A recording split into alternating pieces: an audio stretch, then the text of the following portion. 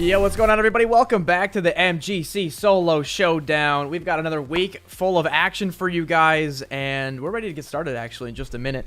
We've already got over 90 people in the room, so I'm going to let that get filled up here in just a second. I'm feeling great. I did a 25-hour stream that ended yesterday, and I slept an unhealthy amount of sleep in the past 23 hours, I guess. But I honestly, I feel great. I'm ready to go. I'm excited to see you guys again. And things are popping off, so welcome back. I've also compliments of Brandy. We've got some cookies in the studio, and I want to show you guys. We have an MGC cookie, by the way. This looks really good. It is a chocolate chip sugar cookie. But we've got all kinds of good cookies. We got an MGC cookie. We have a OnePlus cookie, and then of course we got the whole gang. We got PB. We got Metalcore. We got AMG, our talent group, Aftershock Media Group. That's our company. We've got Wynnsanity. These are all on cookies, man. And last but not least, we have a wild Rolex on a cookie. Who would have thought, man? We got like literally all... Oh, wait. And the most important cookie of all. The most important cookie of all. PUBG Mobile. We got a PUBG Mobile cookie in here. There's only one left because I already ate the other one. So yeah, I've got a stack full of cookies right now, and it looks like we're ready to go. Let me get the room set up. Let's go. And I'm really excited about these first rooms. Erangel, Solos, North America, and we are all good to go. Yes, I am using a new client to create the rooms. So if you guys got in there for a second, don't be alarmed. I know it was set to Asia server. I did fix it. We are using the Korea client. So before we get started, I just want to address there's been some bad apples in the bunch that have been using the Korea account, which has 10 spectator slots, and they thought they would get in and chill with their little bronze 5 newbie accounts and just spectate from the Korea account.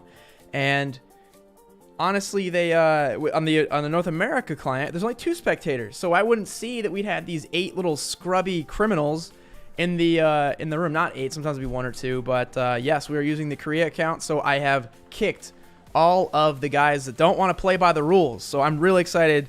Today's matches are going to be completely fair and square. So let's get to picking the bounty. By the way, oh no, wait, do I have? Oh, this could be bad. Oh no, both of my cases are dead. I gotta charge these up. I'll get these charged up in the meantime. But I gotta shake. I know I have 1 extra phone right here.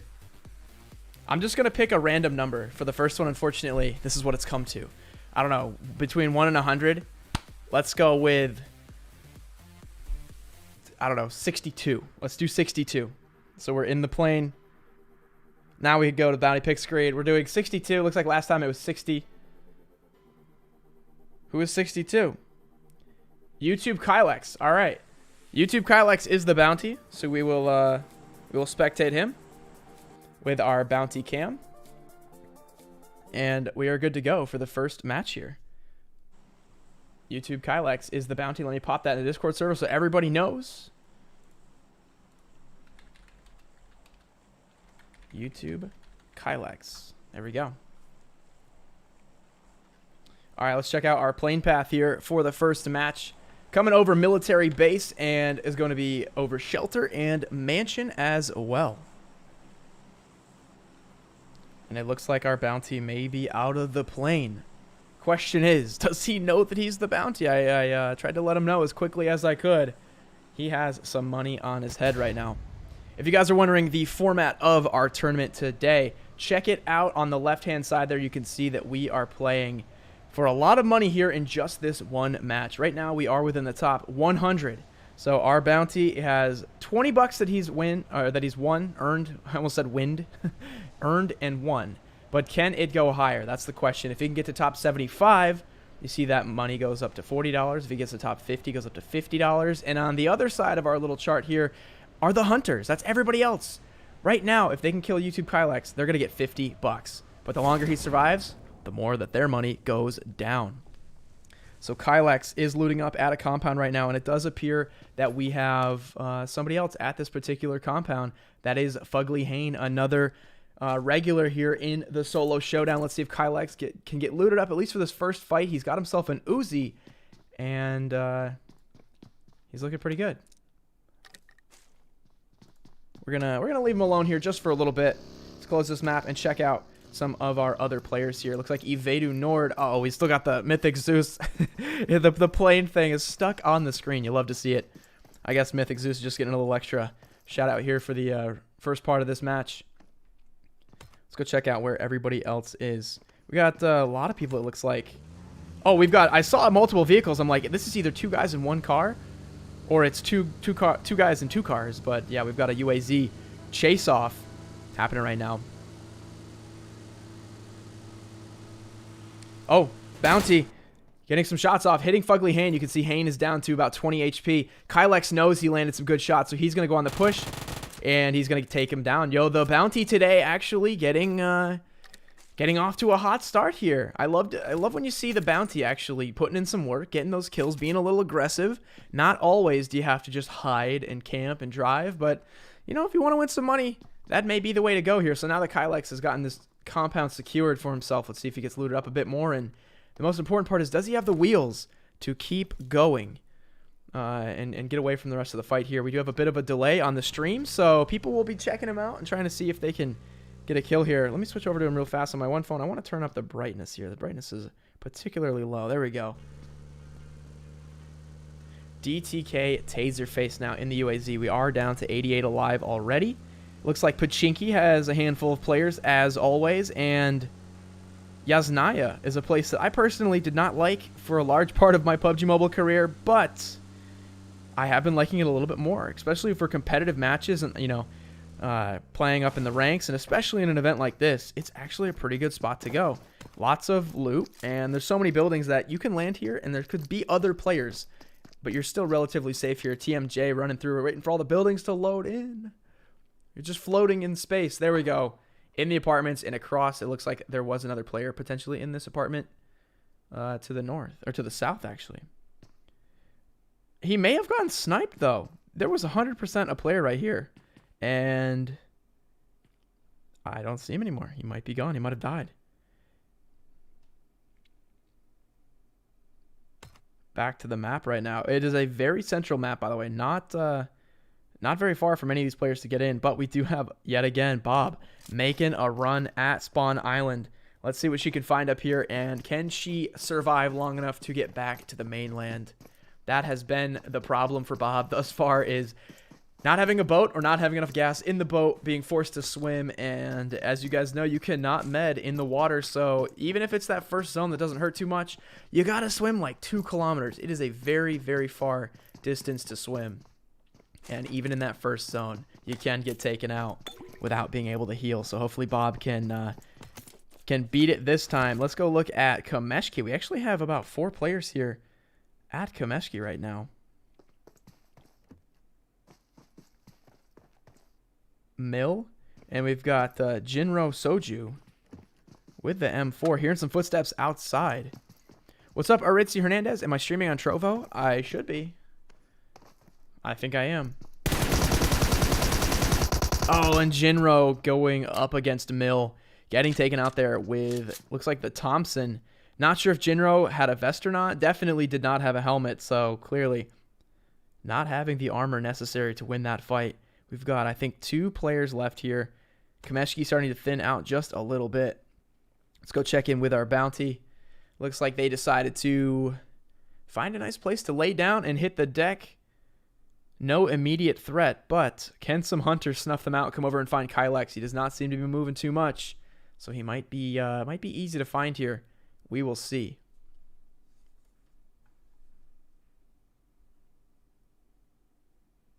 Let's go check out Parabellum. Driving across in the buggy. And it looks like we do have a player up ahead. We've got a multi-way little race going on right now. This is why I love solos. You don't have that teammate to shoot out the window or shoot out the back of the buggy. It's just you and the steering wheel. So when you run up against another player like this, it is basically a race, a little bit of road rage, bumper cars, if you will. But no bullets flying just yet. It's going to be up to number 7 here. Can he stop fast enough without taking damage? Because he's pretty low. If he stops, doesn't come to a complete stop before jumping out, he definitely could get himself killed here. Can he stop, line up the shots, and potentially get Parabellum down? Can Parabellum keep chasing, keep up this pursuit without flipping too? It looks like Heiss has come to a stop here. Does have that DP. He's going to be listening for Parabellum's buggy, hearing it drive by the other side. There go the shots now. Getting hit. Parabellum twice getting hit now. Let's see. Parabellum may decide to just keep going. Not enough HP to really get back into that fight there.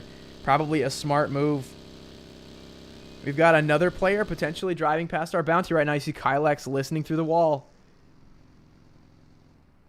Buggy surrounding the compound. Possibly listening for footsteps, and it looks like they just kept going. I think they just kept going, yeah. And just like that, YouTube Kylex, potential run-in with an enemy there, and will survive. Will survive this time. Let's go look at Elo, that guy with the dossier. Do see a flare-up as well. We got to check. Is this a flare in or out of zone? Ooh, that looks very far. That may be out of zone, or it may be Platinum. Maybe Platinum X. Let's see if we can look up in the sky. Get a good eye. Yeah, oh, this is way, way out. This is either Taserface or Major. Does not look like it's Taserface. It's still even further out. Yes. Who is out here all the way? That is RM Major. Yes, this is RM Major calling in a BRDM. We have our first armored vehicle of the week here with the solo showdown. These things are very, very powerful here. Let's see if Major has what it takes to get this BRDM into the final circles where it matters most. He's going to have to be careful, though. There's one more player outside even further, and that's Amazing Snipe out at Zarky right now, getting looted up. He has a level 3 helmet, actually, believe it or not, but only a crossbow and an Uzi, so can't tell if he's looted well or looted pretty badly. Looks like it's a little bit of both. Let's go check with Bob. She is still up at the spawn island, and we still have a player here at Kameshki. A few players driving in. Another close run in here with our bounty. Listening to another vehicle drive by. That's AE Prodigy. Circling up around. And I'm looking at the minimap. Looks like AE Prodigy has dismounted. Let's go check what he's going to decide to do here. He's got a Scar. Sneaking up on Kylex right now. By the way, we are within the top 75. So Kylex's money has gone up to $40. And any potential hunter out there that wants to take him down, their money has been reduced down to only $40.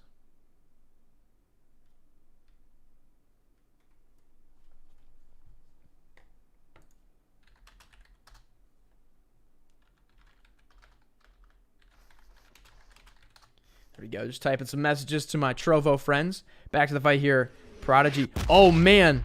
Oh, we have a red zone that might actually become a bit of a problem here for Prodigy. Let's see if he can survive. Couple bombs. Dangerously close to him. All it takes is one bomb. Here comes another airplane as well. You always have to remember that red zone is way, way more lethal when it comes to solo play. There are no knocks. There is just straight death when it comes to solos. Prodigy now moving up with the Scar. Looks like he also has a VSS. Top 60. He might have to deal with an LO, that guy. Another player rolling up. These guys watching the stream, they're starting to piece together little by little where that bounty is. Looks like we do have a good UAZ, so hopefully Kylex can get away here. I don't want to expose them too much, but hey, you know what? If the hunters are on their way, we got to watch.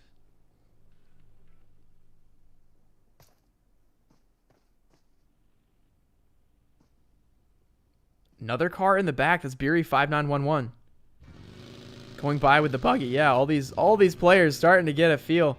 We've got Red Crab rolling up too, man. Oh no, Kylex. This is why you don't sit in the same house for too long, my friend. But look, this is what we always predicted all along. the hunters are going to start getting into each other's way. Elo, that guy taking out Exile after Exile got a quick kill there. The hunters now all falling and fumbling over each other, trying to get to this bounty. This is a pretty brutal fight we got breaking out. And, fortunately for Kylex, he's just going to chill. Maybe he can get a quick kill on Elo, that guy. But don't forget, AE Prodigy is still there as well. Elo, that guy circling around. Prodigy might be going in for the kill right now. Going to be fragging out this first window. I think everybody thinks Kylex is in this house, but I've got news for you, Kylex. Kylex is not in this house, though. Prodigy's going to be moving up, peeking the angles. Kylex is watching all of this unfold from just across the way, seeing Prodigy in that house. Kylex now got himself up to a Scar. Can he pick up? He's already got 2 kills, by the way. Looks like our bounty was able to get a second kill. I was wondering where that Scar came from. Another player moving in as well. Prodigy. Prodigy might not even be going for the bounty. He might just be... No, I think he's going for the bounty. Yeah, here he goes, crossing over. And Kylex actually getting really good hits on him here.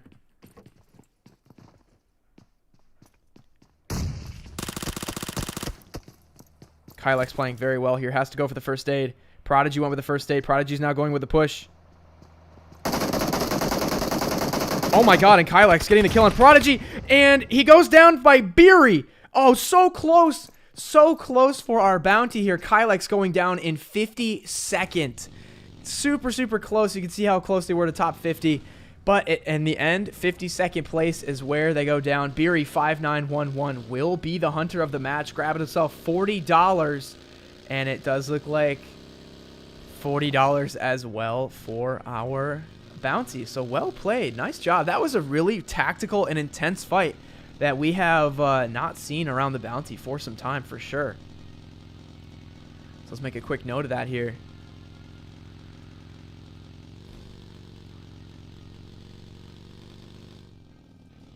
Anyway, Beery is like, hey, you know what? I got my 40 bucks. I am off.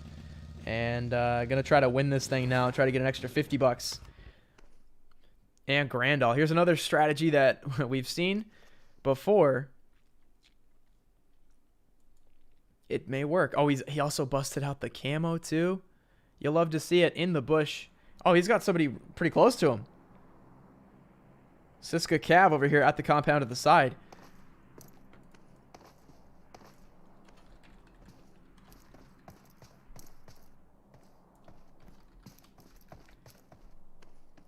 So we've got our bounty and our hunter for the match here locked in.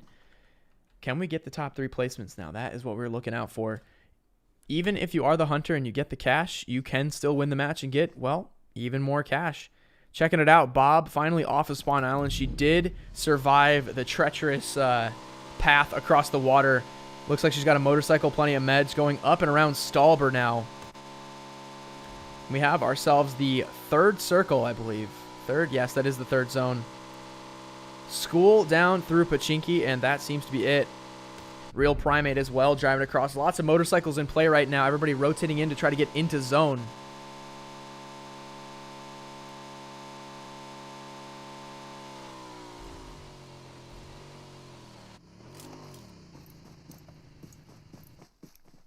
Primate checking up on some of these yellow houses. This little brown patch on the map, great place to stop, and it looks like nobody else is in the area, so Real Primate's going to have a pretty easy time here. Let's go check in with Goyo, scoping out this airdrop right now.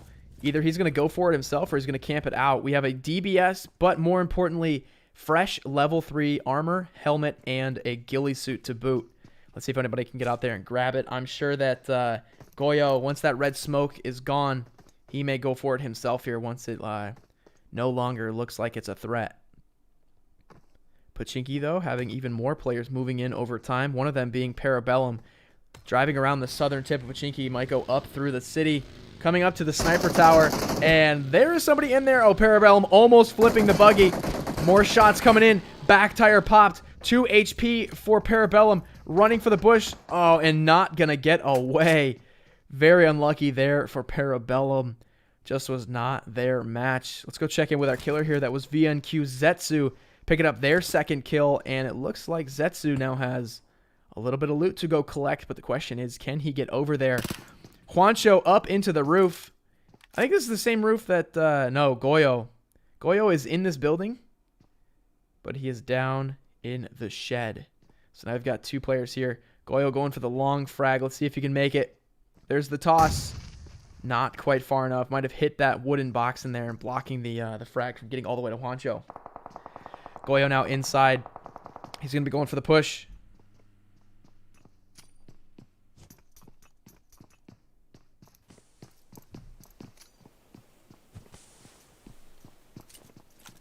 Goyo with the Uzi, smoking it out. Let's watch Cyberclip too as he was driving by. He just passed Goyo and Juancho. Oh, Goyo getting hit up big time and then pushing around the other side, but Juancho predicting that push. Let's take away our bounty stuff now. We're watching Cyberclip roll through here, getting shot at and deciding, nope, I'm going to keep going. Another red zone coming down heavy right now. He's going to turn left, drive through this compound. We've got 2 other players, L Beast and Snowback, on either side of the street. Cyberclip, I think, saw that buggy, might have seen the player inside and says, nope, still can't stop here. Have to keep going. He's running out of time, though. This red zone is about to start.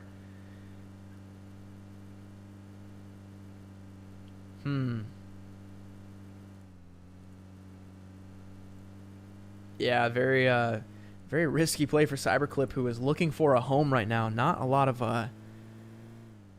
places that he can go with this many people still in the zone. I want to check in here with TMJ. I love what he's doing. He's got a body there, and he's got a gas can. And you have to imagine that gas can might have been placed there strategically. He might be looking to see if anybody's going to roll in, loot the body, and have an untimely death to a gas can explosion. Actually, it looks like Jay decided to move out. We have our next zone as well, shifting to the south of the previous one. All these players actually up by the school compound. Bob now, one of them. Bob now taking cover from that red zone in the house next door. That is Snowback. T-Flow up to the north. And L Beast inside the little wooden sniper tower. And if we look over to the side, that is Cyberclip. Where did he decide to stop? I see the little wooden sheds on the hillside. That's not an awful place, especially in solos.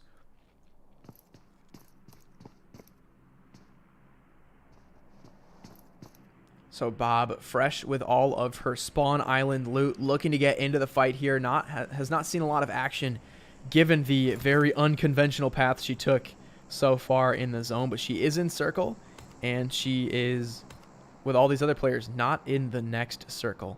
Let's see what T-Flow is going to do here. She's running across open field at 3 different players, including L Beast, who up inside the wooden thing. He might start to hear some footsteps come in from behind. I don't know. Luckily for T-Flow, we have an airplane overhead. That sound might be masking some of her footsteps. Running, jumping. L Beast. He might not be wanting to get into this fight right now. Oh, definitely he sees T-Flow now, but he hesitated a little bit too long now. T-Flow. T-Flow versus Bob. 2 of our best female players so far. Going at it head-to-head. T-Flow going with the Molotov, cracking that door off the hinges. And hitting Bob, actually, and then a frag. Bob hit up heavy right now, was set on fire, and had half of her face blown off by that frag. Now she is backpedaling. Zone coming into play right now. Bob, by the way, has no meds. This is it for Bob. No bandages, no first aids. Going for some painkillers, and that is going to be it for Bob. You hate to see it. So much time and effort went into looting. Although, let's not count her out yet. She's going to have to go for a push right now or try to find some bandages. And no, it will be the play zone that takes Bob out. Cyberclip coming in and crashing, using some bandages of his own. Don't forget, all these players outside of circle right now. Rico Saxy taking out Ducky in the play zone. Cyberclip going for the push right now. Snowback. And Snowback's going to get the kill there pretty easily. But it's not over yet. L Beast. Man, look how much damage this zone is doing right now. You can check the circle. I don't even think it's worth watching these guys anymore because they all are about to die to zone, which is exactly what they did. Let's go look at Mythic Zeus right now. He was the guy that had the top plane, our highest RP player. He's got the Royale Pass points, but does he have the skills to compete? Let's find out. It looks like he's doing well so far. Zetsu still at the sniper tower now with Juancho scoping in. Looks like the tires have been blown off of the Dacia. So Zetsu will have to go on foot here. More shots coming in over the top. Taserface stepping out, taking out Desk Legend. There is that BRDM that we were talking about earlier. It is smoking, but still in play with 13 players remaining. Oh, and Taserface going down to Primate. Did hear those shots, was looking downhill, had an opening, and taking Taserface out. So we've got 12 players remaining with a hard shift to the east. TMJ, an amazing snipe inside the circle right now. And we've got Name, E-Name, coming in.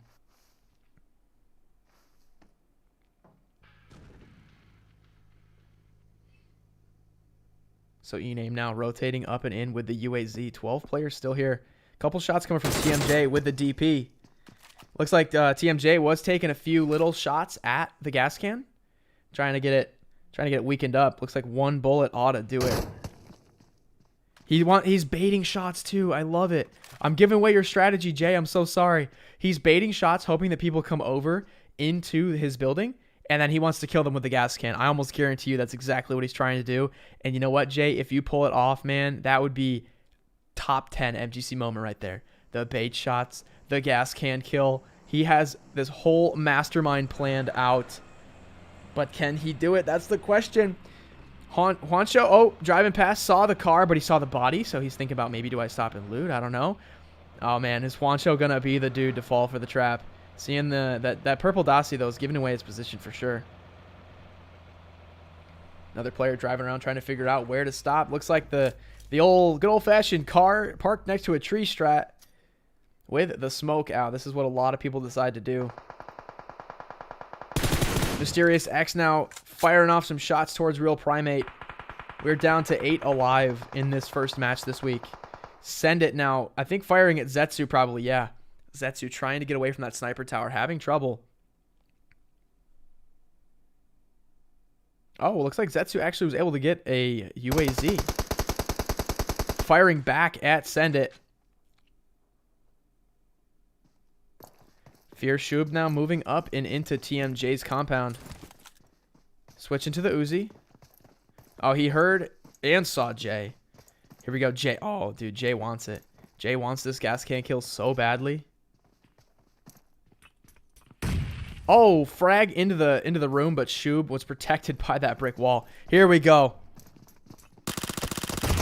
Oh, and Jay on the ground floor had Shub moving on the push. Was not able to get the gas can kill that we all wanted. But you know what? Shout out to them anyway. Great fight. Back to Real Primate inside the BRDM.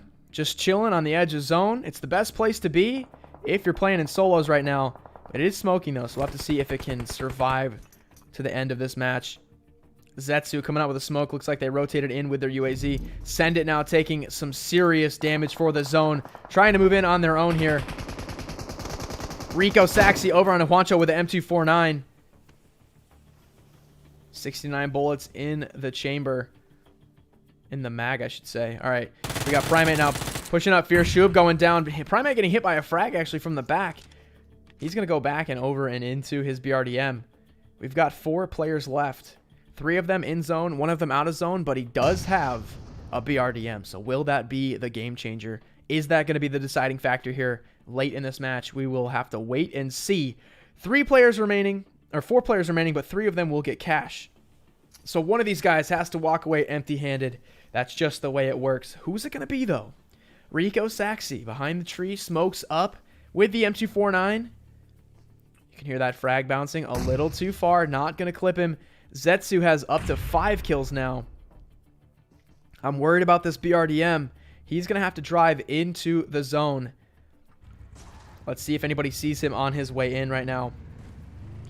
We've got Send It on the cam as well. You see that blue coloring on Send It's side. He's got that blue zone literally at his back. And now the shots raining out. Primate jumping out, trying to continue to use this BRDM for some hard cover. Not liking where that stops, so he's going to pull it forward a little bit. And believe it or not, he's got an airdrop right next to him. It's not looted. It's got a DBS. Man, we've had a lot of DBS drops so far. And it looks like Saxy is going to peek over there and take out Send It. So now we are officially in the top 3. Your prize winners on the screen. Rico Saxy hitting the deck with 1 HP. That was a fantastic spray, but just not enough. Zetsu coming in for the finish. He knows he got a ton of hit markers. Trying to get Rico Saxy down, but Saxy will start to rotate a bit. And he did get the first aid off. So we have a 3-way fight. A BRDM, a Snake, and Zetsu at the tree. He has the high ground. What's going to win? The armored vehicle, the high ground, or the sneaky strats of Saxy? You can see what these guys are going for. Who is going to reign victorious now? Just a few short minutes to go. We are almost 27 minutes into the match. Primate getting hit with that frag big time, but you love to see it using the airdrop as hard cover. I've said this so many times. Sometimes the drops, they're just as valuable for the drop itself as they are for the gun that's inside of it. Using this little red and blue box as some very precious hard cover. He's going to be smoking his way in. I don't even know where that smoke went. That just flung in like 8 different ways. Hitting up Zetsu. Zetsu having to go on the push around the edge of the circle. Shooting down back around the UAZ. He's going to keep going now actually towards Rico Saxi. Left or right, no matter whichever direction he goes, he's going to be faced with another player. Zetsu, though, with the quick fingers on the trigger, able to get him taken out, though. So it looks like now it is a 1v1. Primate across zone. Zetsu at the tree. Primate has the smoke. Zetsu has the hard cover. Primate with the coming out of the smoke. He's going to go prone. And Zetsu saw that. Takes a few shots. Not able to connect, though. Shooting into the grass. He's just trying to hit. Molotov coming out from Primate. A little bit short. And I think Zetsu tossed a frag or pulled a pin or did something there. It was a stun. And it looks like it worked. Primate was stunned there briefly for just a few seconds. Primate completely scoped in on this tree. He knows exactly where Zetsu is. Zetsu's jumping up, trying to get a little bit more visibility at the top of his screen here. Remember, this is third person, so they can see outside. Primate stopping for a second, taking the risk to get a few extra painkillers. This is the final zone right now, and both of these guys are near the edge. Oh, Primate looks like he accidentally stuck a toe outside of the zone, and he crawls into a break in the grass, and it looks like Zetsu will see him there. So, your top 3 finishers there on screen. We can get them on our leaderboard and go check out exactly what happened here in this match.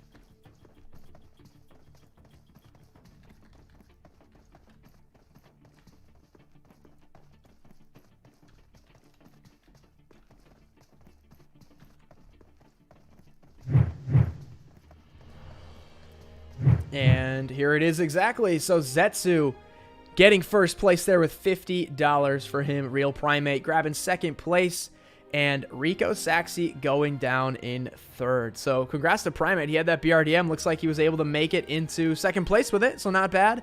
And we saw YouTube Kyle X drop into a random compound near farm. And he decided to stay there. It seemed to work out okay enough, I suppose. Almost got top 50. But as we've seen before, if you're the bounty and you just don't move, people are eventually going to find out where you are. And we saw at least half a dozen hunters come pushing towards Kyle X. But a lot of the hunters ended up killing each other, making Kyle X survive just a little bit longer. But it was Beery5911 that came out and killed Kyle X with the Uzi push on that. Or no, it was with the frag, actually. Kyle X was able to survive a few pushes, but it was Beery that ultimately took him down in 52nd place. So close to top 50, but $40 goes to both of them. So we're going to move on now to match number 2. That is going to be Miramar coming up in just a second. So stick with me, guys, and we've got more action coming up soon.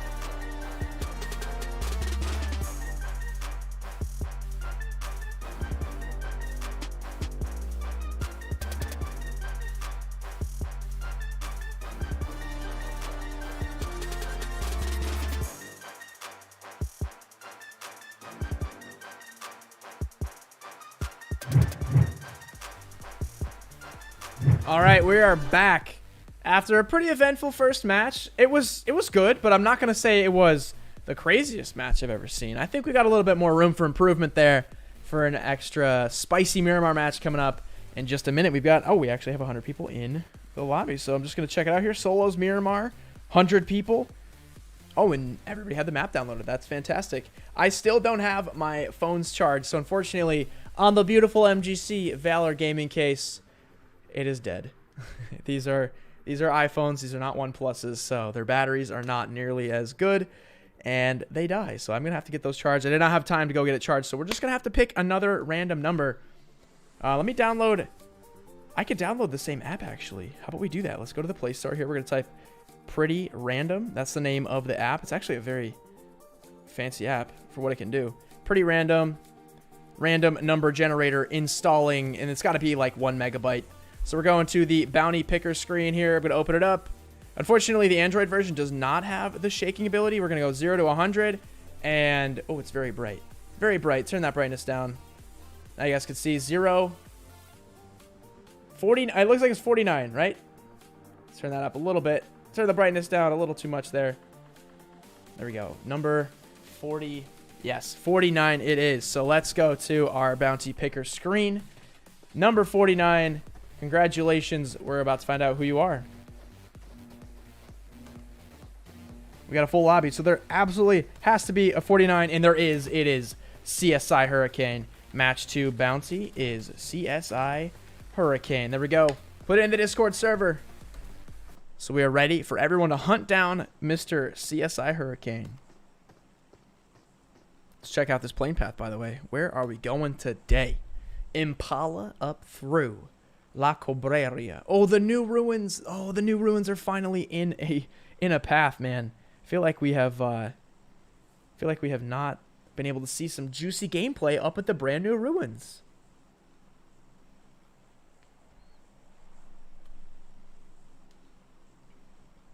Just gonna get my G Fuel here, a good shake. Had to go fill her up there in the break.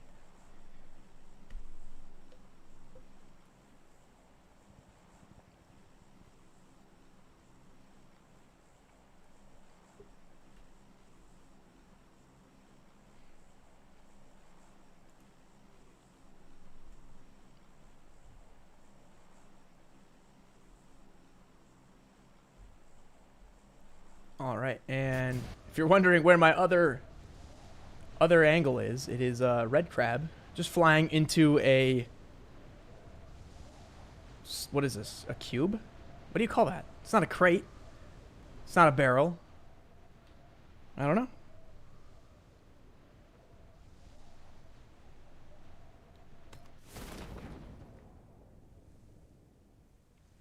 So here's our bounty. Oh, I don't want to give a spot away too much. Here is where he is landing now. Looks like a couple of green buildings. But honestly, that's all I'm going to be able to give you guys right now. So we'll let Hurricane get looted up. Still top 100, as you can see. 95 players remaining. Had a couple deaths here, but we still got a long way to go. So Picado, Power Plant, Hacienda. Oh, we've got a couple of our OG guys that love to go to Hacienda. Are they here? Where's DTK Chris? Is he here? Looks like he's not. Same with Squad Wiper. A couple guys that we love to see at Hacienda are not here. But 4H Savage is here with the AK. And he's got number 34, Blue, just outside. Just outside this window. Oh, a couple shots coming in. Oh, there is DTK Chris. I thought it was weird that he wasn't here.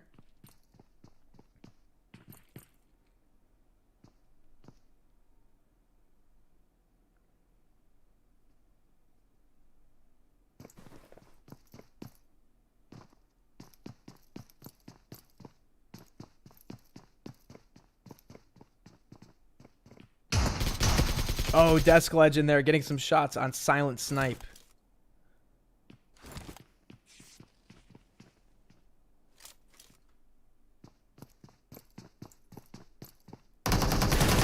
More shots coming again towards Desk Legend. He's going to be rotating up on the second floor. But notice how he is lacking a helmet. Headshots could be extra painful for Desk Legend. He's going to swap out for the double barrel shoddy action. Seeing 4H Savage not moving a muscle. He's waiting for that Savage push. Savage trying a couple bait shots. Savage is waiting to see if Desk Legend is there. Now, Desk Legend wasn't exactly poking through the wall or anything, not giving his position away. Oh, he's gonna blast both shells, and 4H Savage is gonna actually outlast him here a little bit, win that fight. Not bad at all. We're almost to the top 75 for our bounty to score a little bit of extra cash, but we're not there yet. Neon Blue pushing up with the AKM, trying to shoot through the railing here. He's going to reload the AK and go for the exact same attack, trying to spray. He cannot hit any little shot. Reloading again, trying again. How many times can you try the same thing? And he's like, screw it, man. You can't half push. You got to whole push. You got to push it all the way up the stairs, shoving that AKM right in his face and finally getting the kill there. Had to be careful about it, though, because you saw that guy up in the corner did have a shotgun, so it was one blast away from going back to the lobby.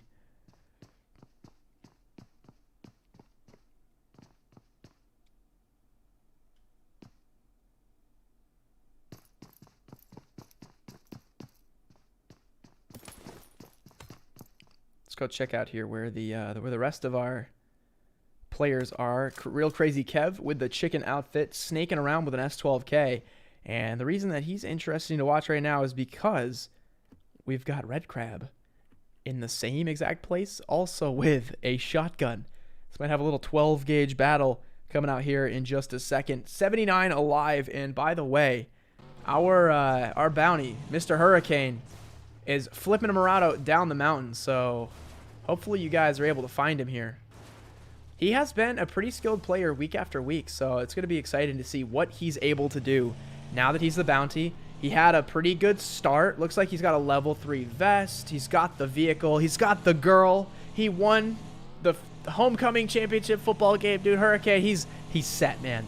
Movie ending, storybook finish. You gotta believe in it. Let's just see him bring it home now. Flipping yet again, dude. What is this? This is like, it's just like turned into Monster Jam right now. Red Crab and Crazy Kev not moving a muscle. But what else? You know, what else would you expect from two guys that drop in the middle of nowhere and only have a shotgun? I wouldn't move if I were them either. Vape Houdini. I just recently realized it's not Vape HUD. It's actually Vape Houdini. You learn new things every day. And we've got Brandy. Number 58 over on the left. Oh, or on the right. Oh, Houdini seeing that ramp. Oh, couple shots. Is Houdini going to turn around and actually take this fight? He might. Yeah. Oh, through the pole. No problem. Oh, RM Major.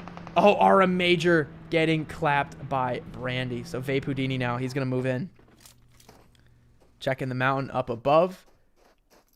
He's going to rotate around the side. Let's go check Brandy's point of view here. She sees Houdini. He's running out. He's going to move up to this car. Oh, no, he pushed back and into the stone building.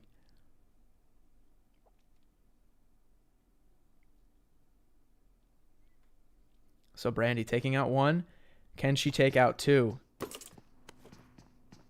Oh, or three. Man down. Man down, but, you know, it looks like I'd say truck down because, dude, that is very, how do you do that? Very interesting. Man down decided to go for it all, and it did not work out at all, so he's about to die. Nope, actually, we might have some Grand Theft Auto. We might have a truck jacking. Man down just lost his truck, and he is thinking about maybe taking this one. I say go for it, dude. Just go for it. Jack the truck and just drive away, dude. He wants to smoke it out. It's a smart play. Is Houdini going to wrap around and take him out? Here we go. Man down in the driver's seat. 3, 2, 1. There he goes. He's in.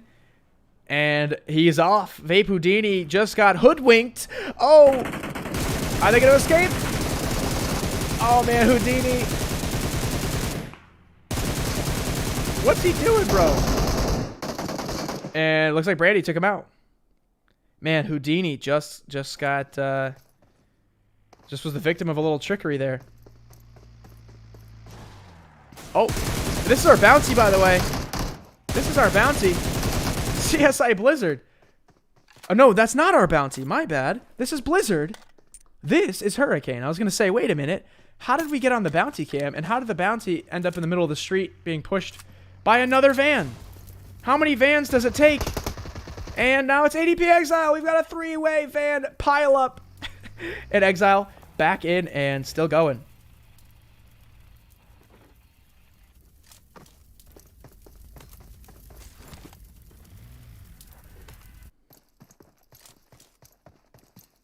Let's go check in with Ames Gaming here. We're looking at San Martin, or San Martin, as some people like to call it. Pushing up into one of these 4 or 5 stacks with a Uzi, watching every corner. He's got to be a little careful. He's got Fake Acer to the north and Fear Shub, as well as Jev. Jev is going to be right next door inside this 5 stack. Still early parts of the game. We're at 67 alive, so we are now top 75. That's going to be $40 for Mr. Hurricane, and only $40 for whoever manages to kill him. And that is if they do kill him.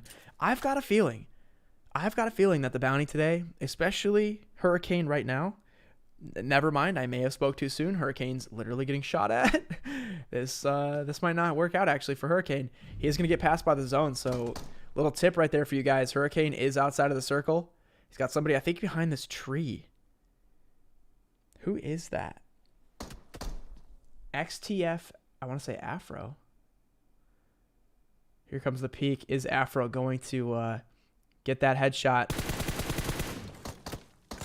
Sounds like an M16 versus an M4 fight we got going on right now. Is Hurricane's thinking about going maybe upstairs, getting the high ground. We can't see how many frags or smokes he has. We can't even see how many bullets he has. He could just be wasting clips into the end of the tree right now, for all we know.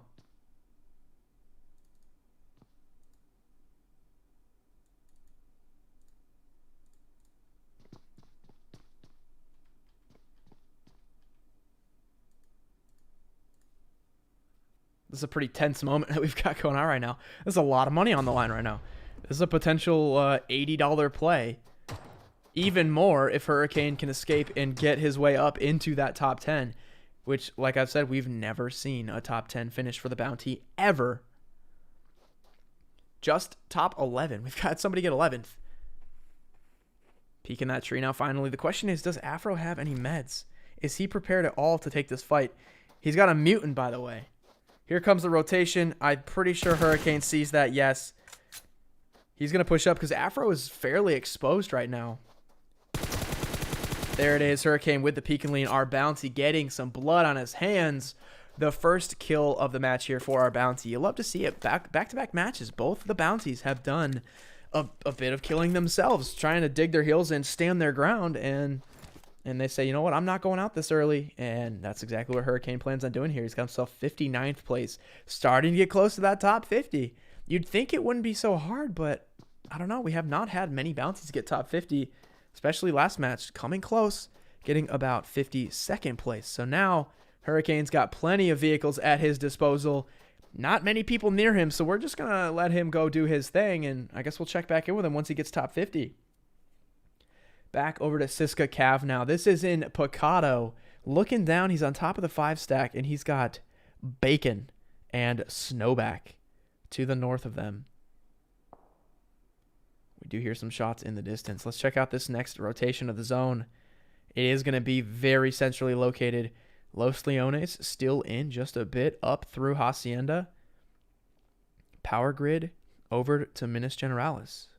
And everywhere in between. Platinum X coming in from the western side with the buggy. He's going to come up near Picado. But first he's going to have to go past Red Crab. I'm wondering if Red Crab is here and alive. You have to imagine maybe Crazy Kev is dead. Those two were pinning each other down early. If Red Crab was able to get away, that could mean bad things for Crazy Kev. AE Prodigy hopping out, and we're taking a look at him because coming down the road is Brandy, still alive from that fight just a few minutes ago. She's going to be rotating in with the buggy now. Fear Shub up ahead. Oh, word. Our bounty just died. I'm not sure what happened. I think ADP Exile ran them over. Yes, I want to say ADP Exile just ran our bounty over. Spoke too soon, man. I 100% thought he was so safe. I'm like, okay, he's outside of zone. He just got a kill. He's got a vehicle. Like, wasn't paying too much attention. Wanted to watch the other action. And you guys just proved me epically wrong. ADP Exile. I think I looked down and just caught it. So I'm going to watch the stream back as the delay comes up. We'll have to confirm just what happened there. But CSI Hurricane no longer with us. ADP Exile has 5 kills. So you know what? If I had to guess, there's a high chance it was Exile anyway, just because he's got so many kills. We'll have to see exactly what happened here in the feed.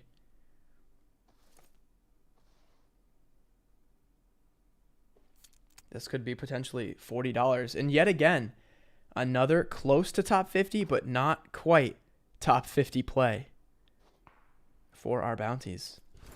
Do hear some shots coming out, though, from somewhere nearby. Let's see if we can get eyes on that. Sounds like some bolt action sniping is taking place. No surprise when it comes to Miramar. Let's go check in with Bob as well. She's in zone near the crater. And FPP face down. Ooh, look at that. The brown outfit blending in very well with the wood. Inside a random shack. Does have a vehicle, though.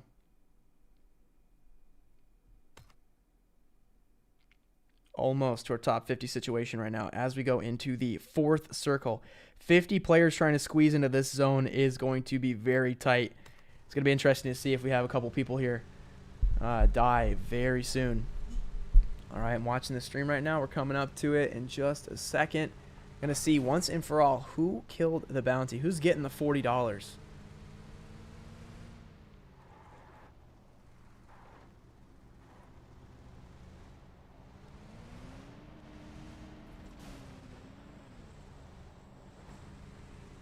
ADP Exile is the man of the hour, I believe. We're just waiting for confirmation. Yes, ADP Exile did take out CSI Hurricane. And I believe it was via buggy to the face. So well played. There we go. ADP Exile grabbing $40 here.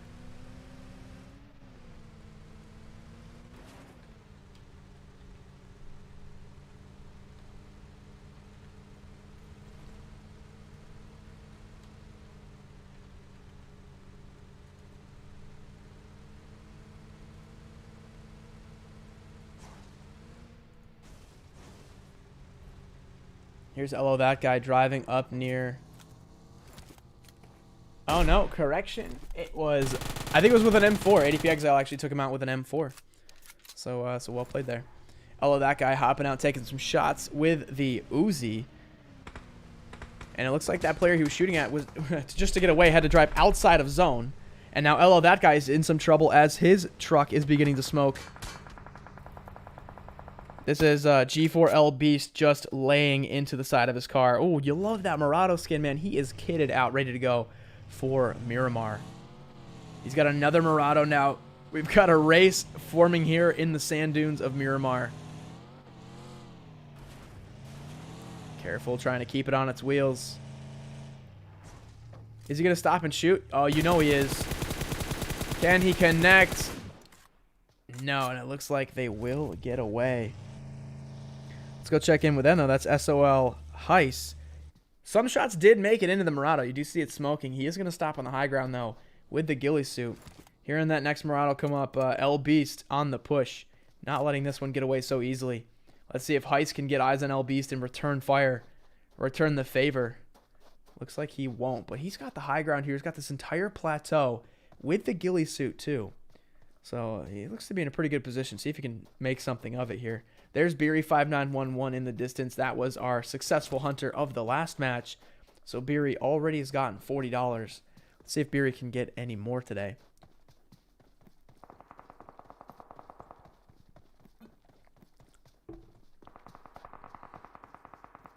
Oh, Dragunov just took out L Beast. So it looks like L Beast did not have very good luck there after that fight. SOL Heist is going to have to be careful because we do have a DTK Chris camping inside. Oh, such an easy shot there. I don't know about this, Chris. Chris gave his position away. Oh, now they're circling around the tank. Uzi in hand. Can Chris complete the kill? No, he can't. So many shots. but just not enough to take down Heis.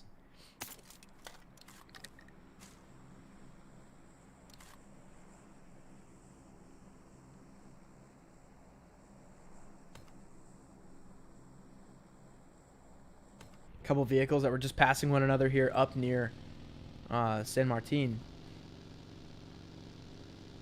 All these players trying to rotate in now, coming down from the northwest to get into the circle.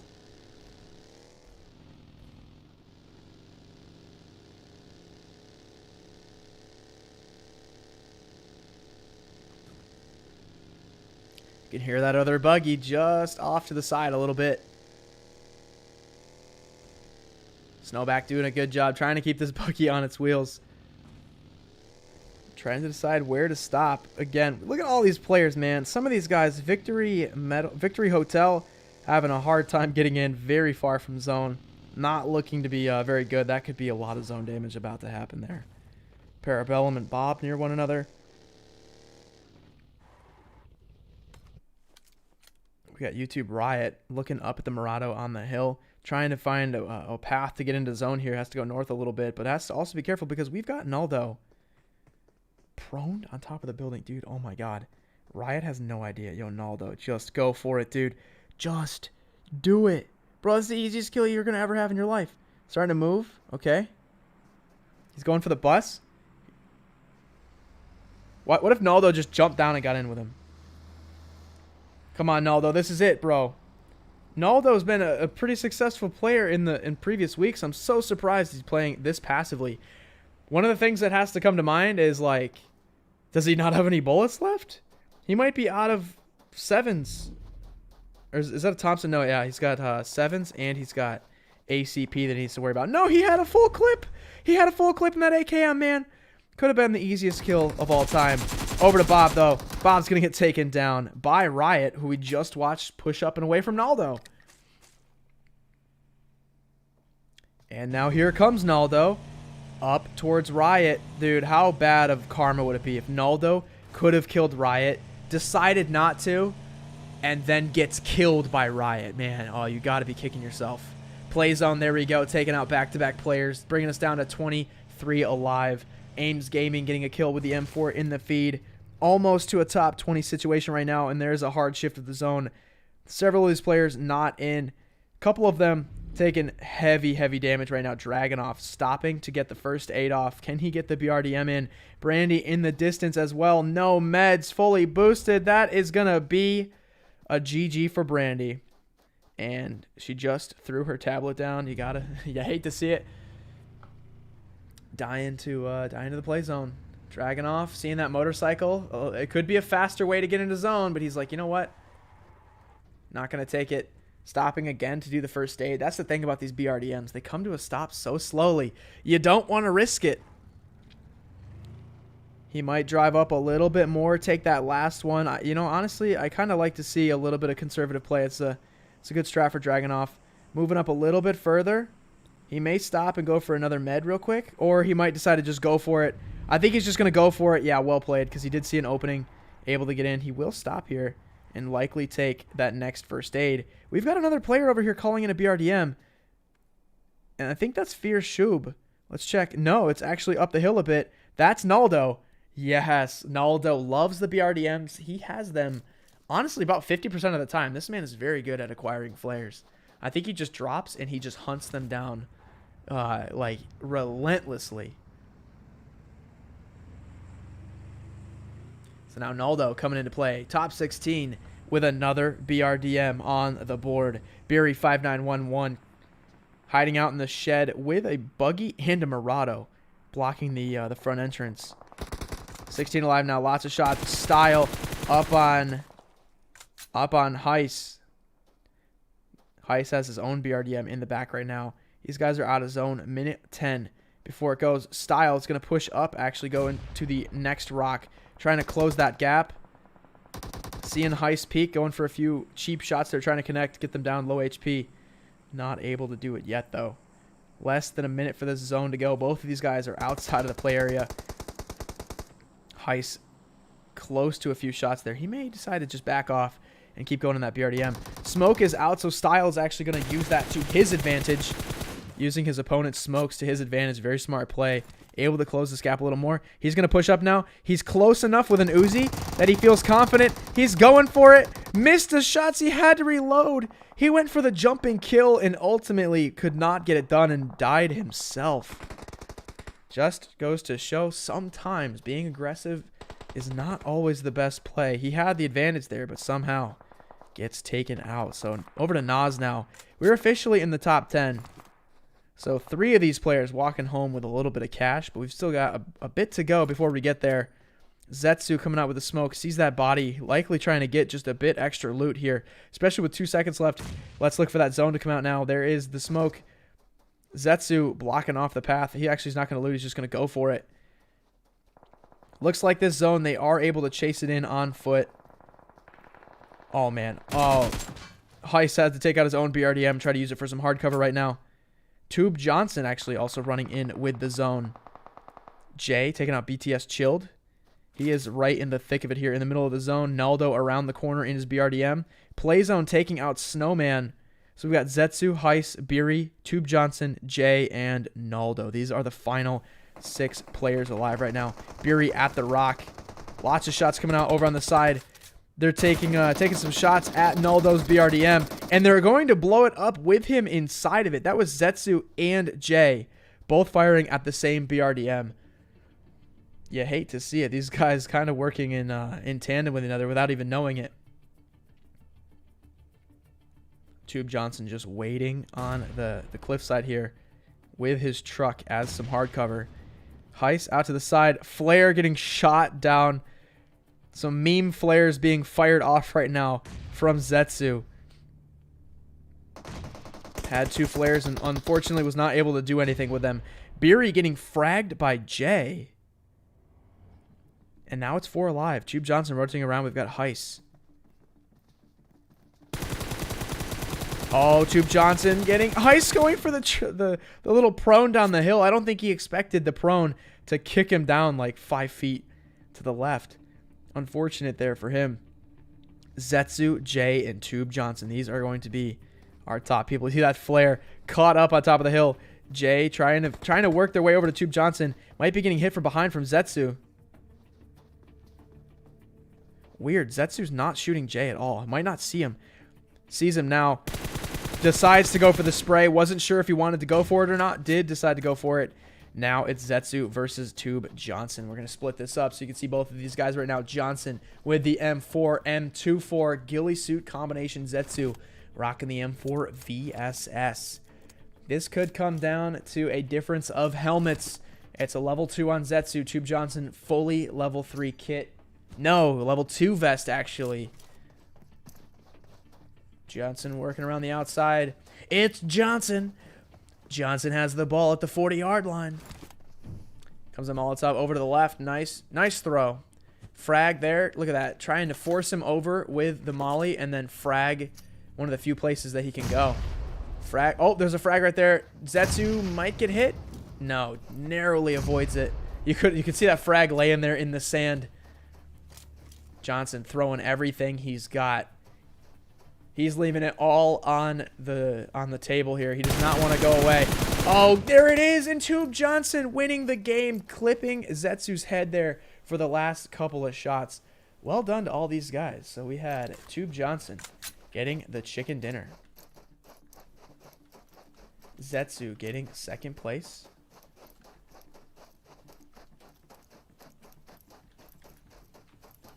And 3rd place was TMJ.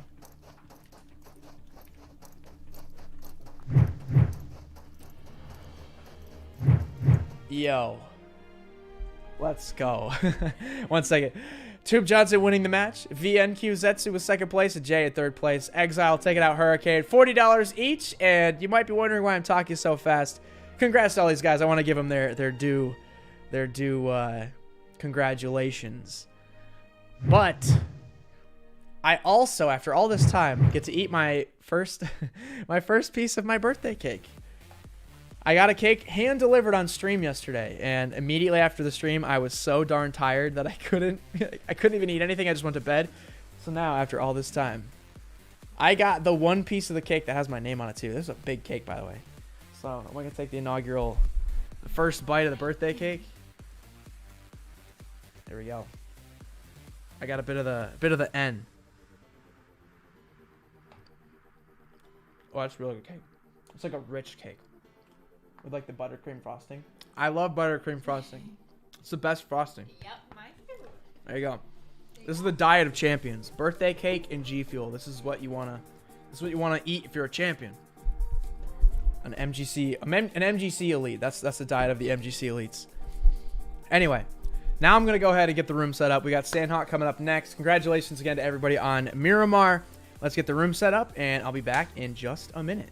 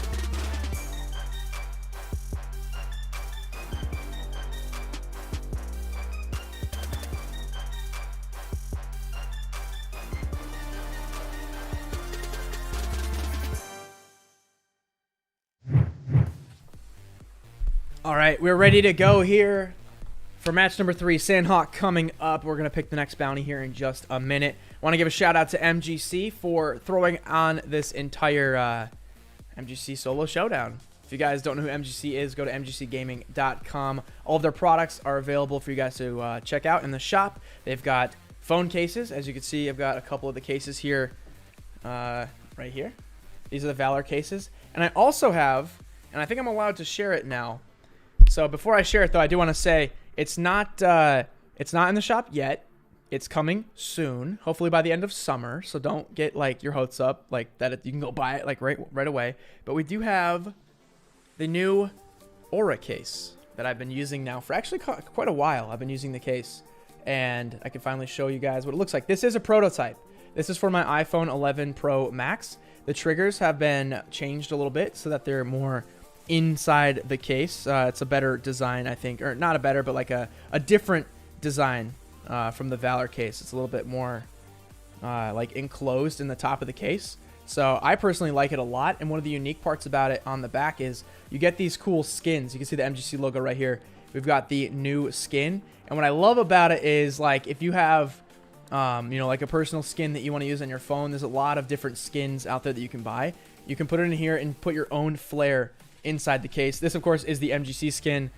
Maybe it'll make a Wynnsanity skin. I don't know. I think it'd be pretty sick, but these are the new cases that are coming soon, but they're still in development, so I just want to let you know this is a prototype, and all prototypes are subject to change without notice, blah, blah, blah. So this may not reflect what the case ultimately looks like in the end, but it is pretty sick.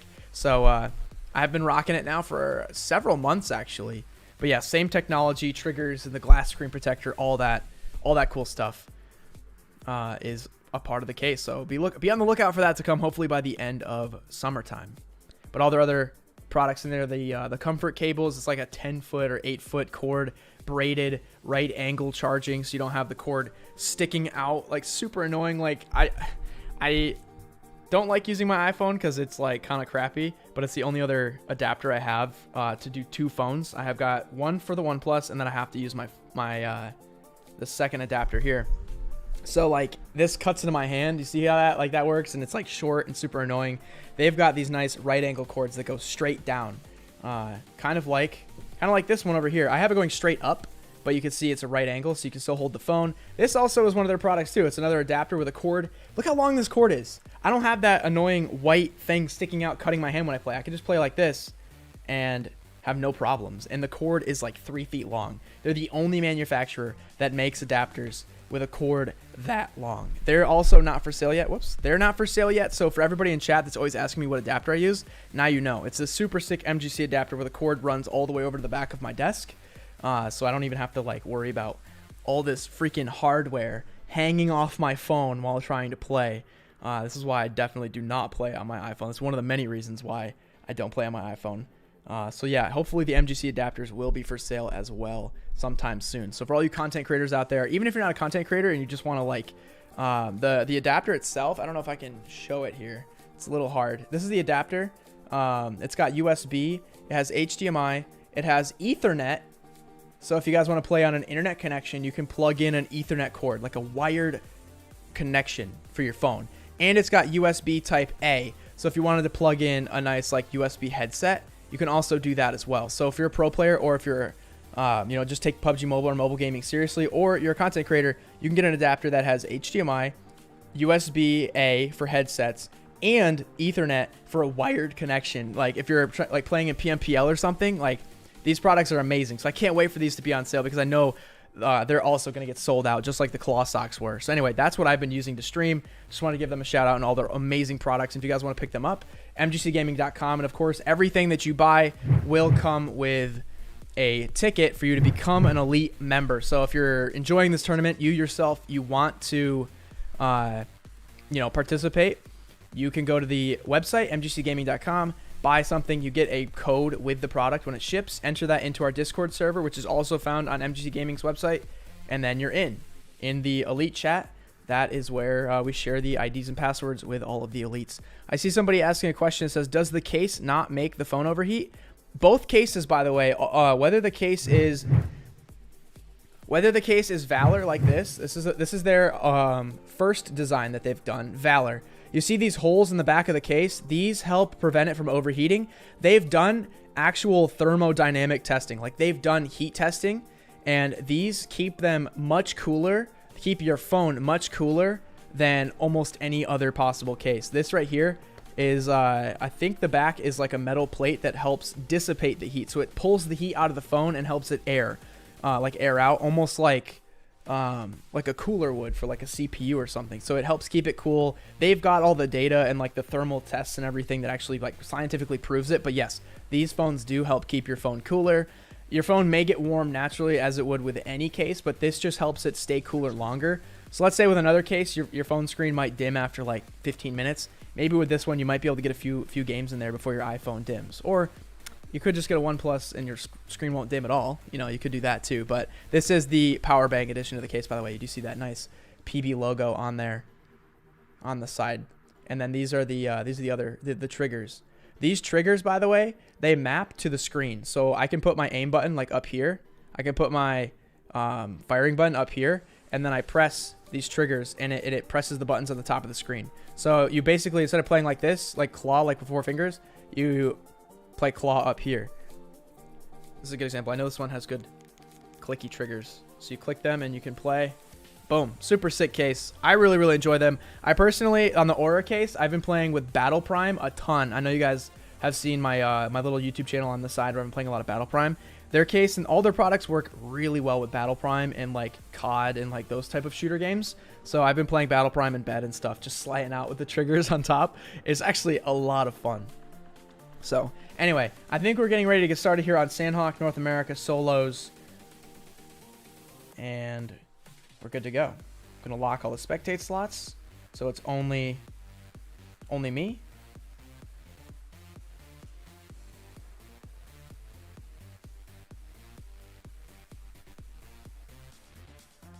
Let's go.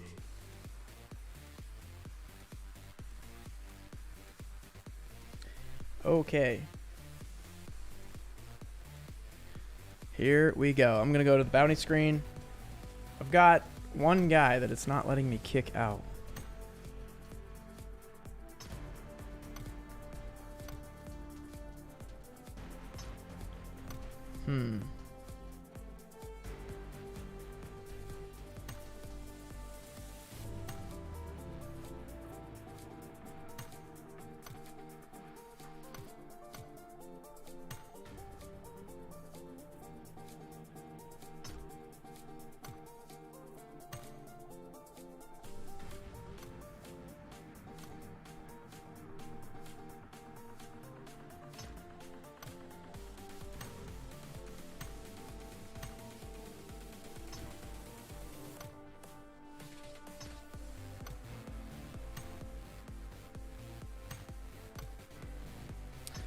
Well, that's unfortunate. I've got somebody in the spectating slot that should not be in there for obvious reasons, and it's not letting me kick them.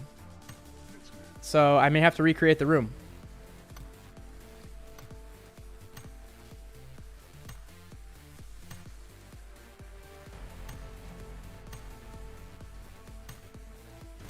Yeah, I am going to recreate the room. I'm going to lock all of the spectate slots beforehand.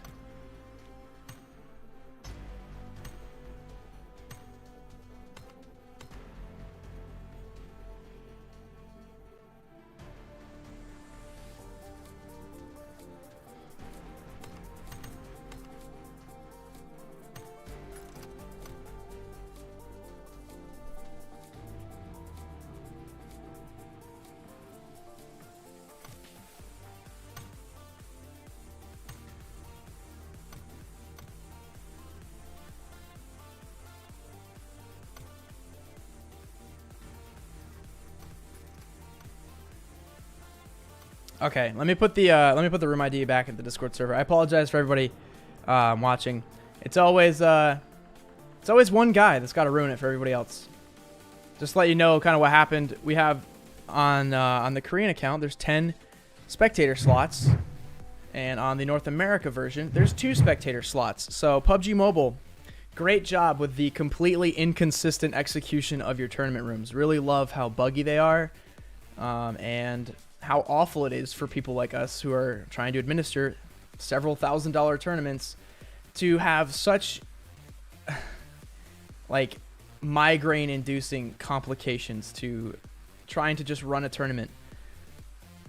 You can have 2 spectator slots on this server, but if you play on this server, you can have completely a different experience. Somebody can join your room from Korea and cheat, because that makes total sense. But we're not going to give North America 10 spectator slots because there was weird hacking and stuff going on in custom rooms in the Middle East, so we banned it on North America. Makes perfect sense. Punish like one weird region in like Africa was like running these like cheesy looking like sketchy tournaments. So PUBG Mobile was like, all right, we don't want anybody to be able to make tournament rooms, so we're going to reduce the spectators to 2 slots everywhere, except Korea, where you can have 10 slots and cheat in all the other regions. Yeah, that makes perfect sense. So anyway, new room ID and password is up. We've almost filled it, so thank you guys for being vigilant in your entering the room. I saw a few people in chat that were like, oh no, I got kicked from the room. I was like, yeah, you all got kicked. I'm redoing the room.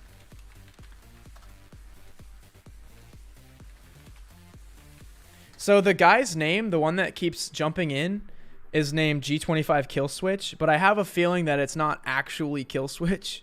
I think it's just some guy being a troll and using it's the typical, it's a bronze 5, never played a match, doesn't have any stats, wearing like the green t-shirt and the pants. Like, it's a complete bot level 1 account, and they're just using it to try to cheat and spectate. And they named it G25 Kill Switch. I don't think it's actually Kill Switch.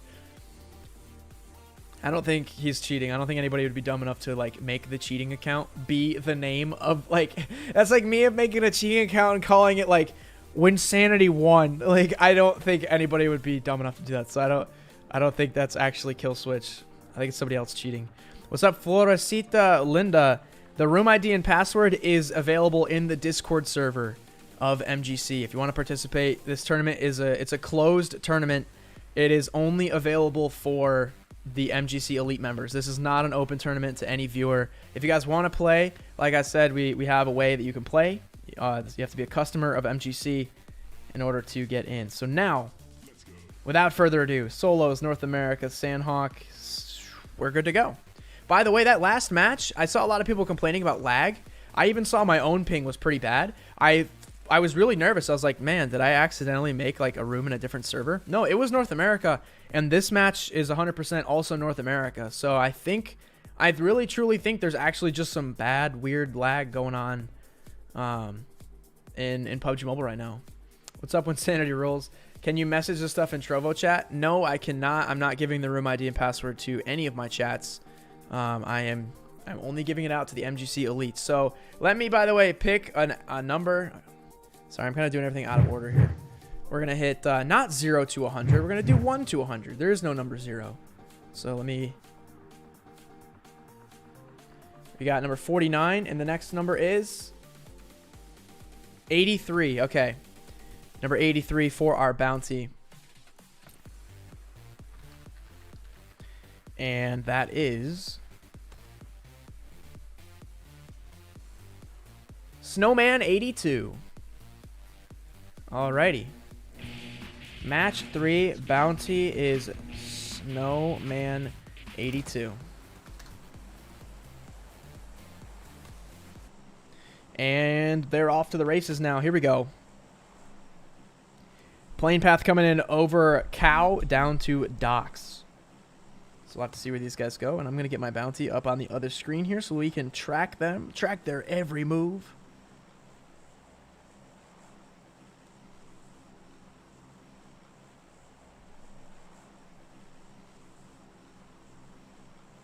Looks like our bounty is out of the plane early. Not entirely sure which direction they went. We can check out that path, though.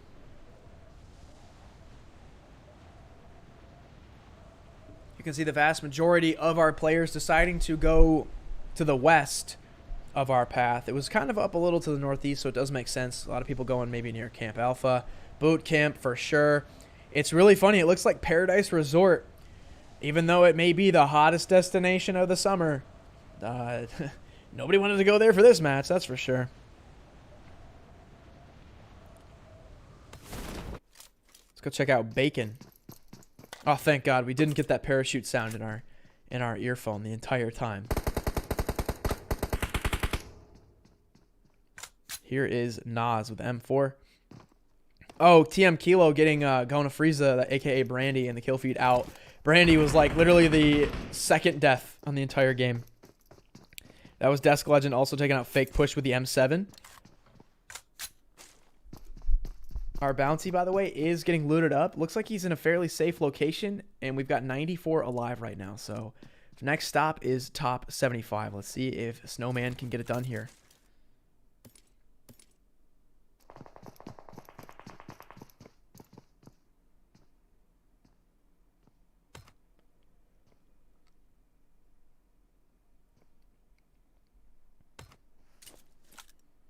Go check out Red Crab one more time.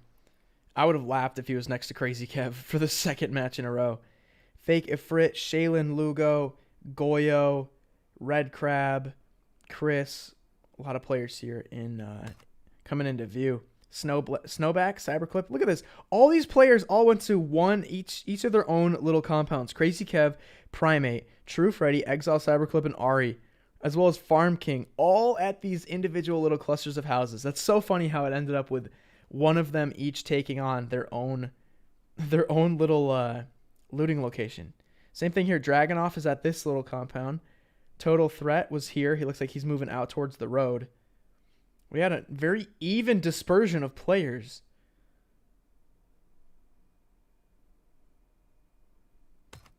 Kind of a fight coming out here. Maurice aka Law Mo, up on top of the rock. Does not have anything. He might be trying to wait for Mythic Zeus to leave. Oh, that's a rip. Oh, man. Mythic Zeus sees Maurice up on the rock. Oh, what's going on here, man? Mythic Zeus was like playing around with him and then was like, nah. He checked that box for some loot and he was very disappointed to learn that Maurice had nothing. Bob up at the docks near Hatin. This is a place where she always goes. Look at all the loot here, though. Not a bad spot. And it almost always has a guaranteed spawn. Well, I don't know if it's almost always. It's not guaranteed, but I feel like it's guaranteed because almost every time Bob comes here, I feel like she's driving away in a jet ski or a boat or something. And she usually comes down around this western side. So Bob definitely has... she's got her strategies all figured out for each and all of the maps. 83 alive, though, so we have 8 more players to go before we ratchet up our prize winnings for this bounty. Here is Prism Snow back, not to be confused with our bounty Snowman.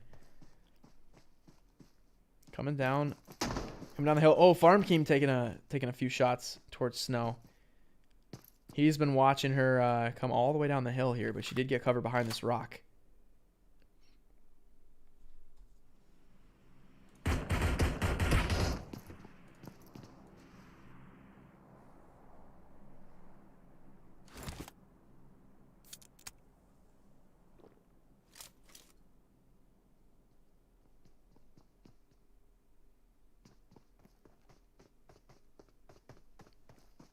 Chaos Ari coming around.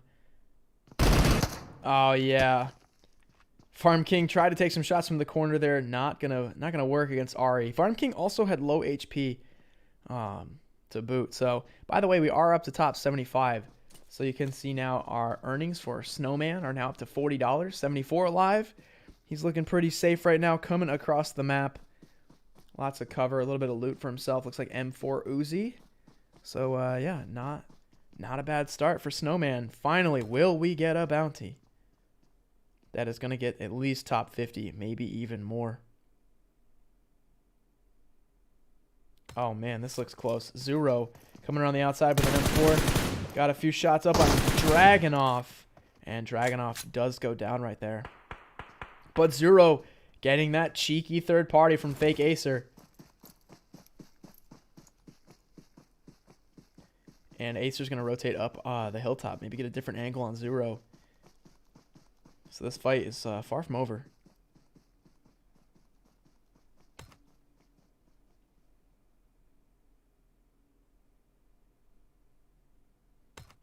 Couple players coming in on Moped. Looks like CSI Hurricane.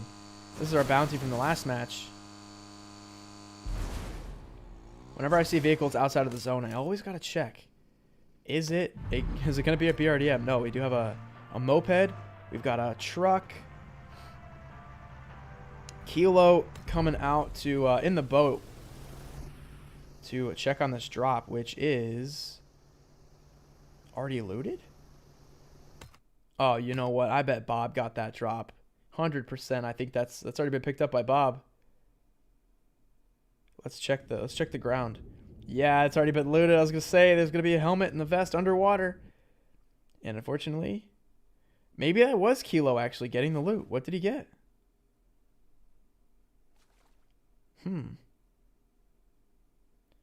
That is strange for sure. Bob has a level 3 backpack. Yeah, actually, it looks like Bob may not have been the one to get that drop. QBZ Uzi still. So it looked like it was looted, but I guess it wasn't. 63 alive right now. Let's check in with the bounty. Still coming along here, running through the jungle. Eyeing that alive count little by little, getting closer and closer to just a bit more prize money here for Snowman. Coming into a shed. Are they going to wait? Are they going to camp it out?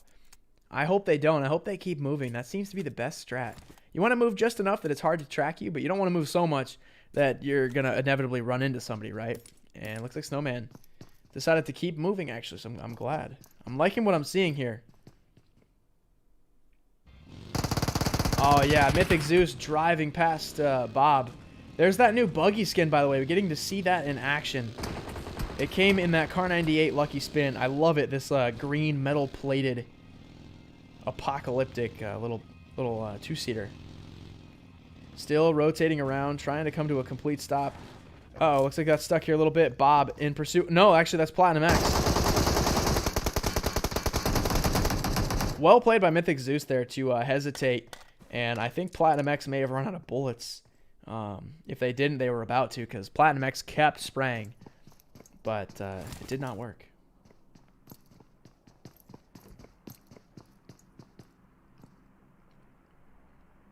$53 alive. Snowman very aware that they are on the cusp of getting an extra bit of money for getting top 50.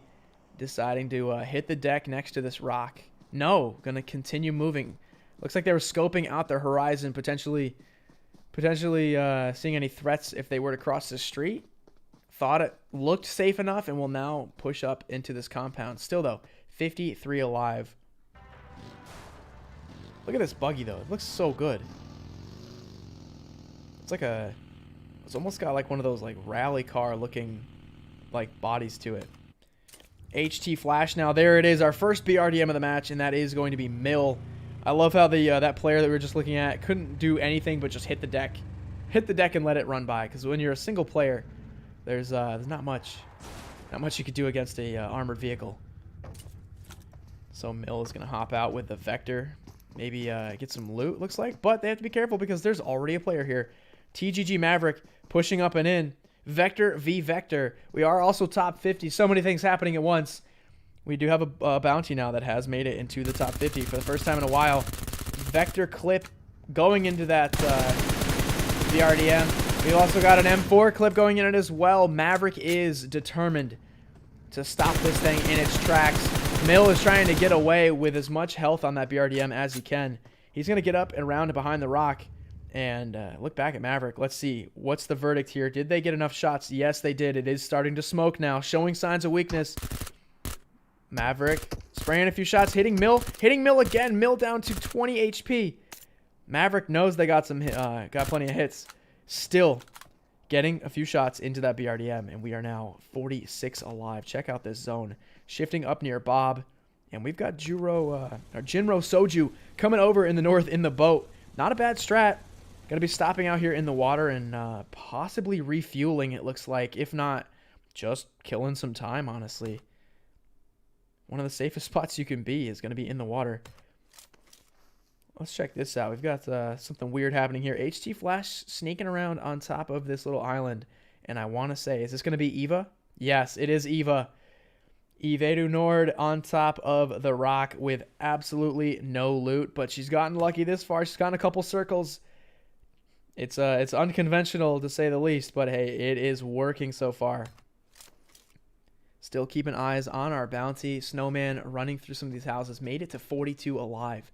Are we going to see one of those rare instances of a bounty getting top 25? I really cannot tell you the last time it's happened. It's been several weeks. The best bounty performance I can think of in recent memory is Crazy Kev getting 33rd. And it was also on Sandhawk. One of the maps that we've said is the hardest to be the bounty on, just due to how small it is, how hot the drops are, and how fast-paced the gameplay is. It could be quite difficult to be the bounty on this map, but we are seeing players getting it done. And right now we've got Macho the Cat watching the window here, but has Siska Cav.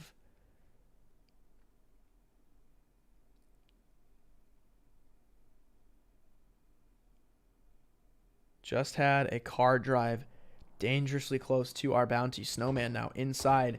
You reach a point on the map, honestly, where the circle gets so small that it becomes difficult for, people to hunt the bounty. They just need to survive. They can't really go out, and they don't have the luxury of just going house to house looking for the bounty. There's so many players, the circle's so small that they really have to just start fighting it out as if it were a normal game. Same thing with the bounty. They reach a point where they can no longer hide, no longer snake their way to victory. They have to get in the fight and try to make it happen. 38 alive, though, right now. Hard shift to the south of Hot Tin right now. We have this mountainy, hilly region, very uneven terrain right now. Lots of players over on the western side. Honestly, I'm kind of giving away the bounty's location, but you know what? So much can happen in just the few minutes that we have on the delay that if you're thinking you're going to find Snowman in this house, trust me, a couple minutes from now, by the time you're seeing this, they're going to be long gone. The zone is going to be way over here, so at this point, it's anybody's game. Let's check out Goyo. I was going to say, I'm sensing a BRDM when I looked at that vehicle. Yeah, he's going to just barely get in. Here comes that zone, by the way. Our bounty starting to think about making a move here. Snowman pushing up to the stone wall. There are several players behind Snowman. So we're going to watch as Snowman approaches the bridge right now. 28 alive. 3 more places for Snowman. Hit the deck. You know what? Like, you got to figure out what's worth it to you. Can you get to that $60? Snowman trying to make it in, at least getting up to this shed. You can see a few players behind. This is bad news for Snowman right now. We're watching 27 alive. Oh, there's a little bit of a hill here, so Grandal. And then we've got Cream Cake coming in on a BRDM. Grandal taking shots. Snowman made it up. Congratulations, Snowman now top 25. This is probably one of the best bounties we've seen in several weeks, I've got to say. Snowman now taking cover here. Heard the shots from Grandal. Let's see Snowman. Hearing them coming out of the zone. Coming over to peek. Grandal getting hit up a lot. There we go. Snowman getting on the board. First kill for our bounty of the match. And they've got to cross the bridge. We may see a play zone death for our bounty here. Not something that we've ever seen happen. I don't know. What do we do in this situation? If you die from the play zone, I think you just die. You get the money that you earned, but the hunters get nothing. I really think that's what's going on here. Exile spraying in the water, trying to get some kills. We got to keep an eye on our bounty here. Snowman running. Plenty of meds, though. The circle doesn't quite hurt too much yet. But yeah, Snowman crossing up top on the bridge. I'm going to keep one cam. Oh, nope, not that. Want to keep one cam on this bounty. Now you see that circle starting to hurt, but Snowman on the bridge. Let's switch over. Goyo on the high ground now. Actually, our bounty's looking again to get into a little bit of action here. Seeing Parabellum on the cliffside. Not able to connect fully, though, but it looks like Parabellum will go down nonetheless. Snowman camping on the bridge. I think we are about to see our first ever top 10 bounty. Oh, Snowman creeping. This is not good, Snowman. Gonna have to ride it in the edge of the circle, and it's starting to move now. 1 second. You do see that blue zone starting to come in for Snowman. We have 17 alive right now. Snowman seeing Kilo. Oh, no. And, of course, Kilo. Just too much action to see for our bounty, and eventually somebody did find it out. But Kilo is going to swoop in. But congrats. We had a phenomenal bounty this match. Really epic to at least see it on Sandhawk of all maps.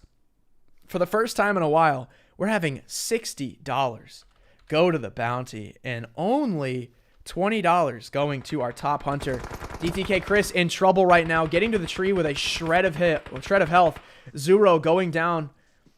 Oh, trying to outrun the play zone. Oh man, so close. Chris taking those few extra steps to buy himself some space. Oh no, seeing that blue zone shrink into the mountain. Not enough space for him. He's going to have to keep going, losing a bit more HP. Coming up top here, trying to nestle himself in the rocks. This is a very high-flying fight we got going on right now. The mountaintop is where it's all going down.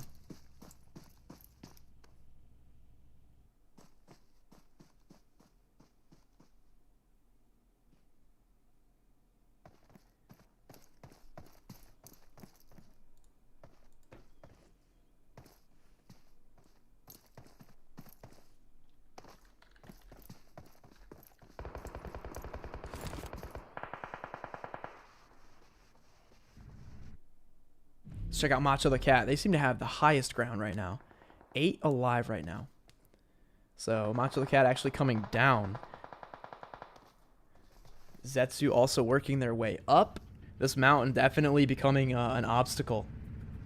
Oh, and you can hear that's on Zetsu's screen. We have a BRDM very close. There it is. Hearing them popping up. Man, the snakes are brutal today. That was Zetsu taking out DTK Chris.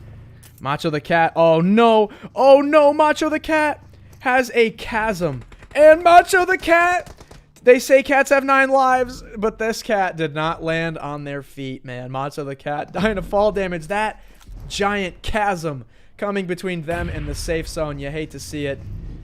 Zetsu now, top 5 situation.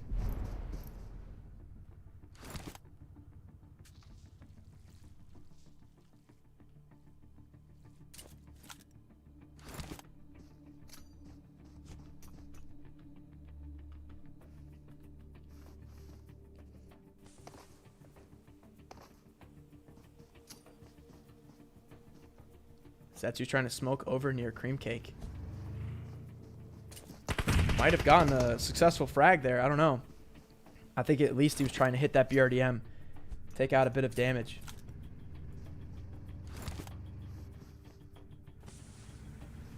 Zetsu moving up with the crowbar.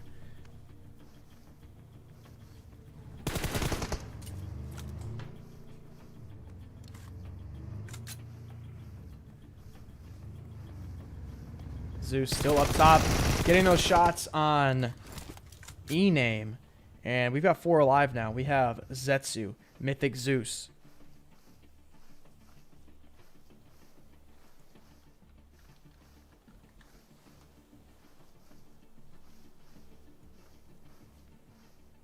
And Goyo and Cream Cakes. Well, Goyo inside of the BRDM.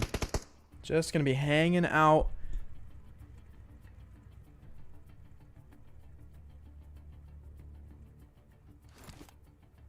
Check this out. Oh my god, we have 2 BRDMs. I didn't even notice.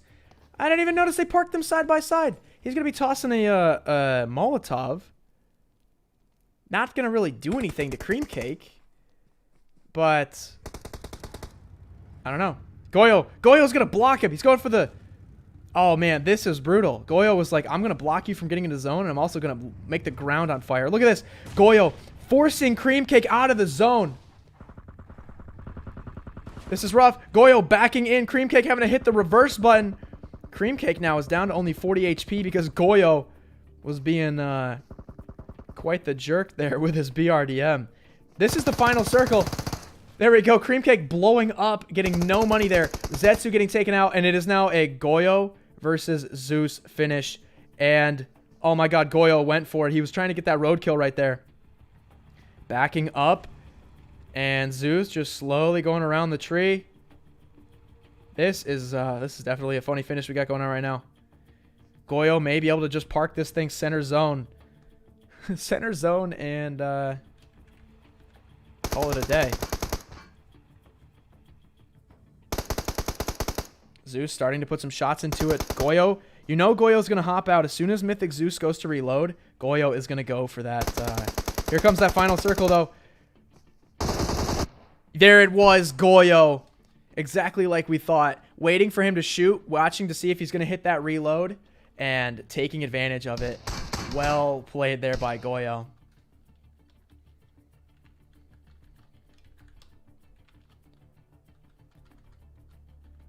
And that is going to be all she wrote.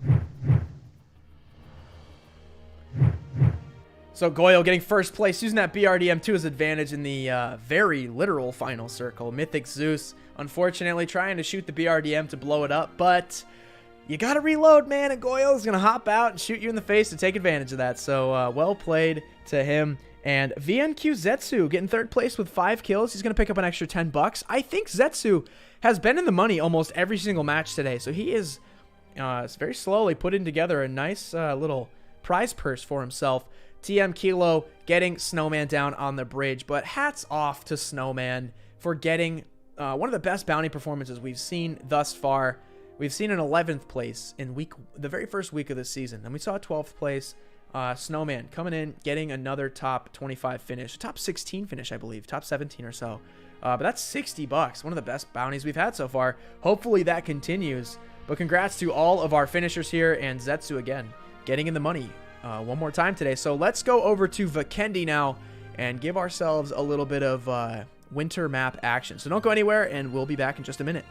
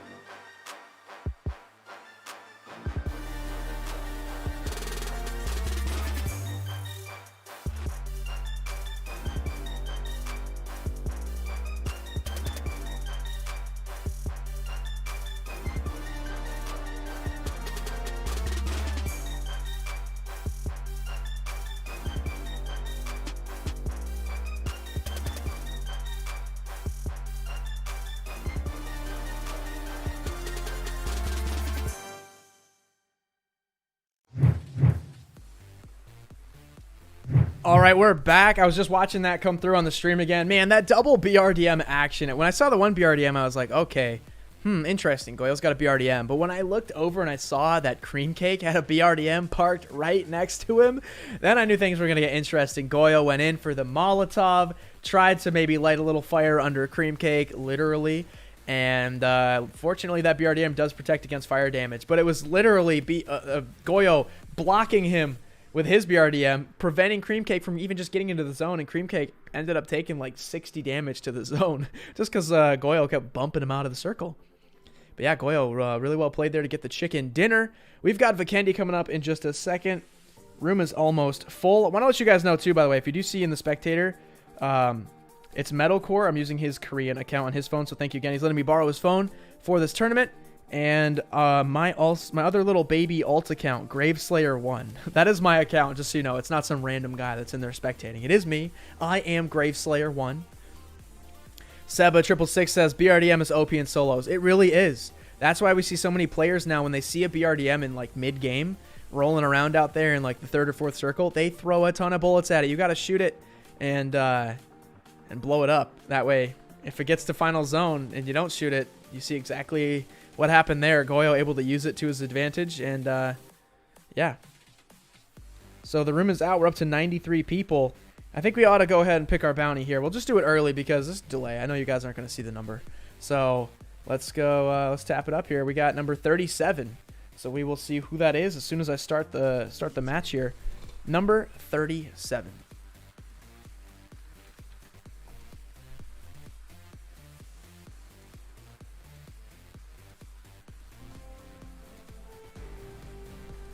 So we will we'll wait just one more minute. We're up to 95.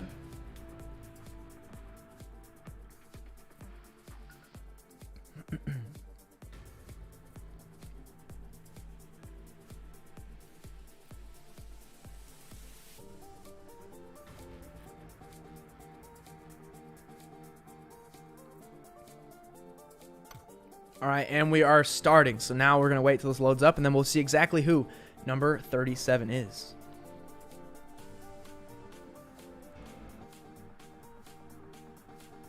I honestly can't wait for that new map to come out, because once we get to integrate that new map with the MGC Solo Showdown, it's going to make it super interesting. It's going to be super fun.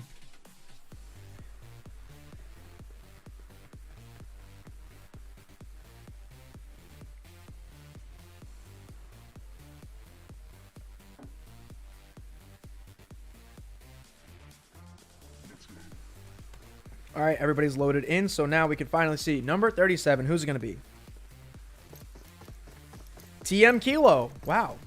That is interesting. That's the guy who killed the bounty last time. Talk about redemption. He kills the bounty, and then he becomes the bounty. Match for bounty is TMX Kilo. You love to see it. All right. He apparently has the bounty killing strats. Let's see if he has the bounty surviving strats.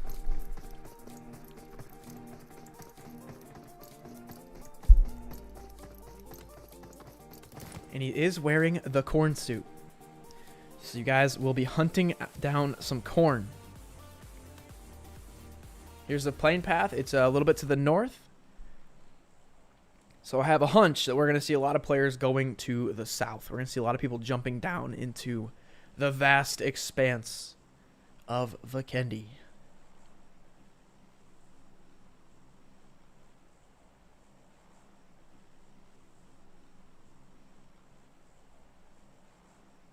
And there they go. They're off to the races. By the sound of it, our bounty is still in. I want to give him a little bit of privacy while he gets set up here. But unfortunately, fake push is there we go. You can do it, PUBG. What is this, Podvosto? We got fake push coming down to Podvosto. Coming into the warehouse. I used to land here a lot. Back when they had that secret cave. It was fun, man. It was also risky, though. But fake push. Just zooming. Oh, my God. Everybody's zooming. And the parachutes. Boom. And then miraculously, they're inside. Fake push getting looted up with the... Oh, brother. Brother, this hard shift. Look at that. We have a northern path. I love how I can still see the path and see the circle at the same time. You could see how far away it was. Northern path, southeast zone. 50-50 in the water already. This is going to be hot. So many players trying to get into this circle. We still have 92 alive. And our bounty is doing just fine so far. So we'll close the map here. We'll check out our prizes right now. As you can see, top 100, we're still at $20 for our bounty. Top 75 is the next place that they need to get to. Someone else. We still have somebody just now parachuting in. I think, yeah, I was going to say this may be someone who pulled early. And he's trying to go as far west as he can, but he's going to have to bring it back when you look at that first zone. Gunfu Live already in a vehicle. Got the Zima with a crossbow. I think he's going to be stopping and looting, yeah.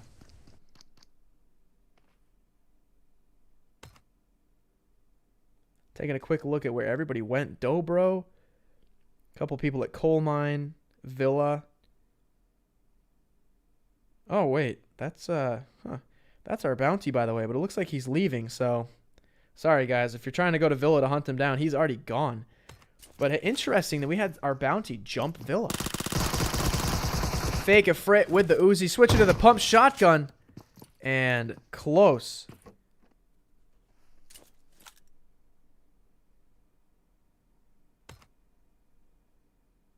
I'm not even sure where that fight was. I just switched to like a random fight.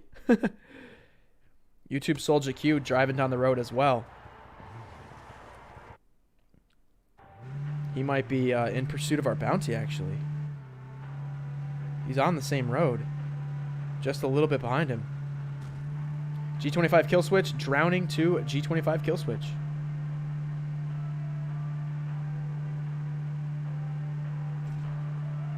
$80 alive, so we're already very close to top 75 here. I smell an extra $20 for TM Kilo. And boy, does it smell good. A1 Flex just saw how close those guys were, and it does look like that was a juicy little kill right there for A1 Flex.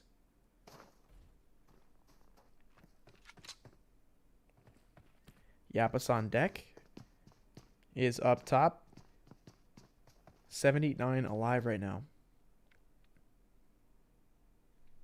Our bounty has stopped, by the way. Did find a nice little nifty spot to loot here. It does have a gas can, so may be able to pop that into his Zima and keep going. He doesn't have a helmet yet either, so I don't think he stuck around too much at Villa. I think he might not have known he was the bounty, decided to drop Villa. Saw in the chat, was like, oh, I'm bounty. And dipped out of there because he didn't even stay long enough to loot a helmet, but he did move here. There are a couple gas cans as well. Let's see if he does get back in the Zima. Yes, he does. So he will be well on his way. 77 alive, so a few more deaths are all we need, or all he needs specifically, to unlock the next level of prize money. Cyberclip now in the snowmobile. We do hear shots over to the right. Maybe we can see who that is. A1 Flex.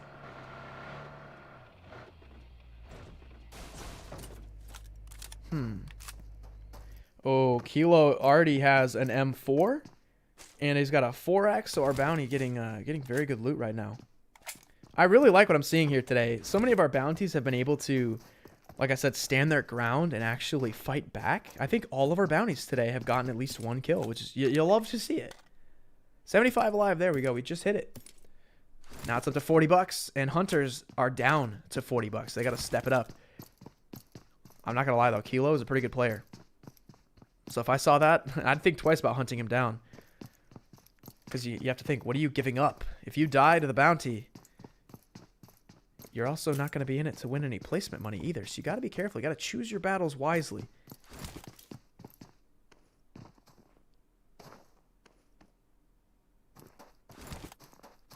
So here's E-Name. Looks like they were running away from Red Crab. 70 alive now. First circle beginning to descend on our map.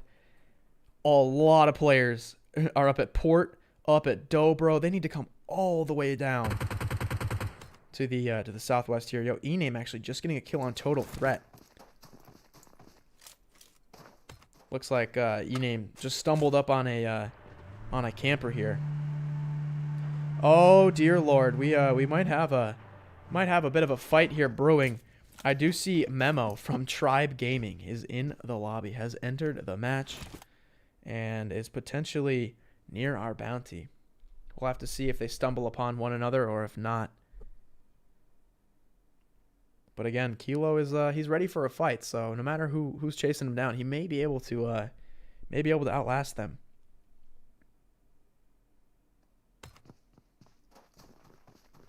Let's check in with Cream Cake. He's been able to get I think a BRDM almost every match.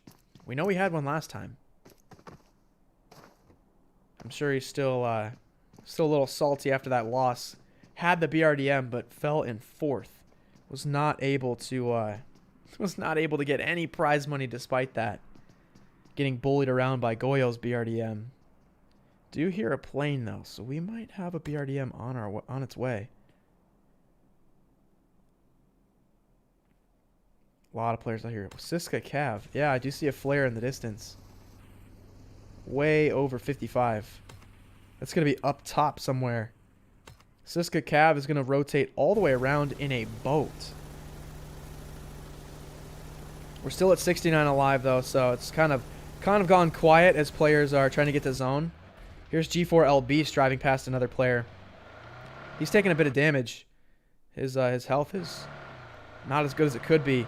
Snowback, oh, just jumping, avoiding the roadkill right there. And we'll be shooting back at LBeast. LBeast taking some damage. The car also smoking. He's got to be careful because he may, he's just going to tank it into the water.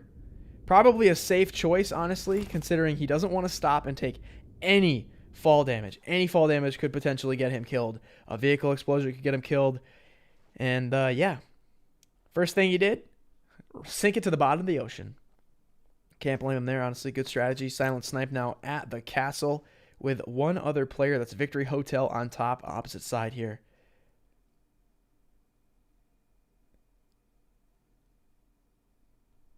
Our bounty's been doing a great job of just going in FPP and shoving his face into the wall. So there's not really much I can give you. Do hear some shots nearby, though.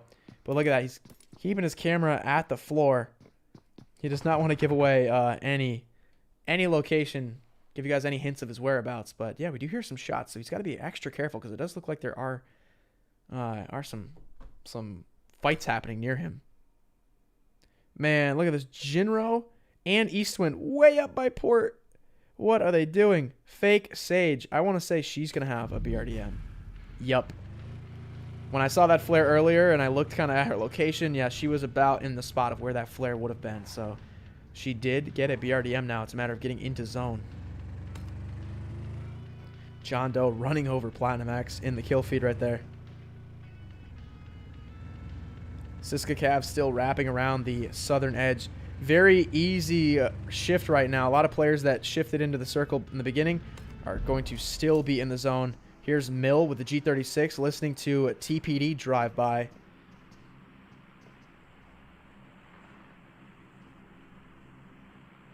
A1 Flex just took out Primate. Close range fight there with the MP5K.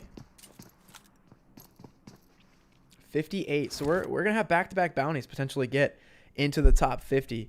Again, I can show you Kilo's perspective there. He's just still shoving his face into the corner of the house. Nobody is really near him, so those footsteps you are hearing are on Flex's side of the screen. So nobody's really bothering the bounty all too much. Lady Sage getting her BRDM into zone, passing the cement factory. We've got one player here up ahead on the left side of the road. Will she get a roadkill? No, it looks like they have a vehicle.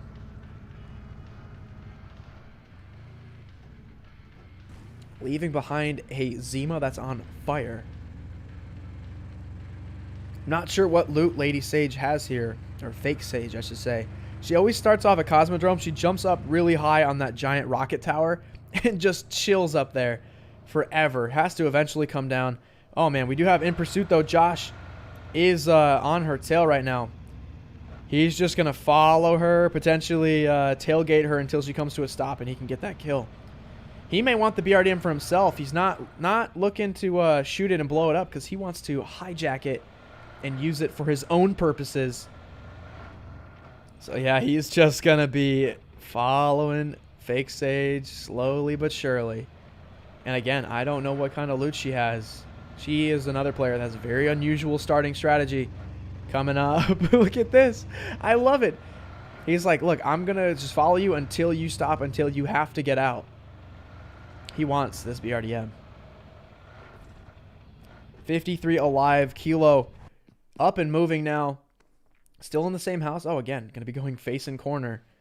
Seems to be working for him. I can't give you guys like any more information than he's in a house. And you know how many houses there are. Oh, Lady Sage, you know what she said? She's like, oh, you want to follow me? That's cute. I'm going to go in the one place that you can't follow me.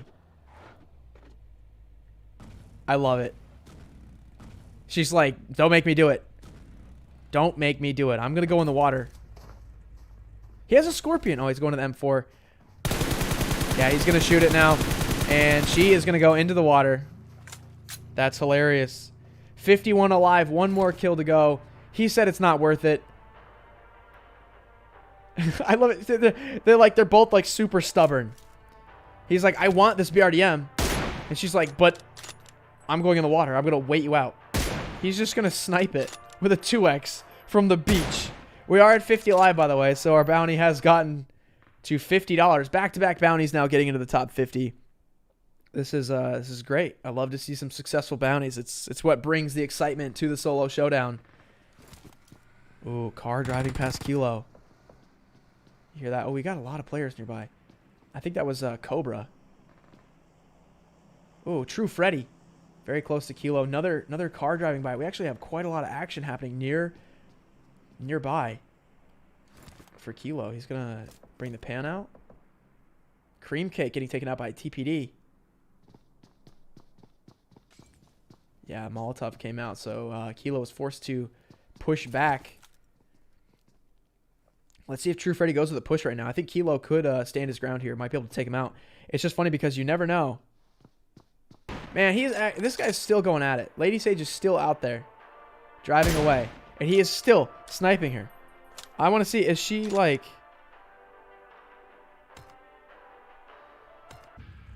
So she's refueling. Okay. So she made it pretty far. Let's go check out some of these other players. Eastwind coming down all the way around on the snowmobile.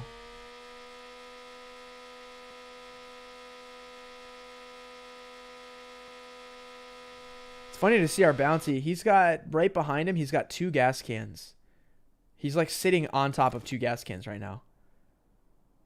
So he's got them stacked in the corner, maybe for like a potential explosion? I'm not sure. Back to Eastwind coming down, finally getting into the zone. Siska Cab, by the way, is just, I think, behind the boat. Yeah, I was going to say it's behind their boat. They had a boat earlier, so nothing too crazy there. Crazy Kev on his own snowmobile.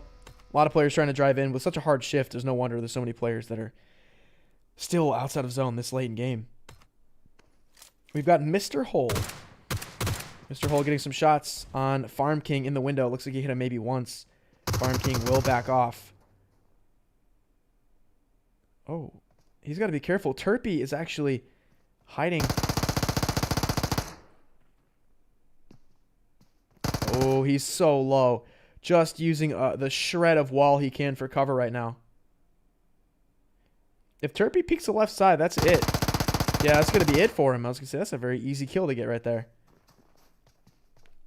Back to our bounty. Kilo still inside the house. Who is going to find this man?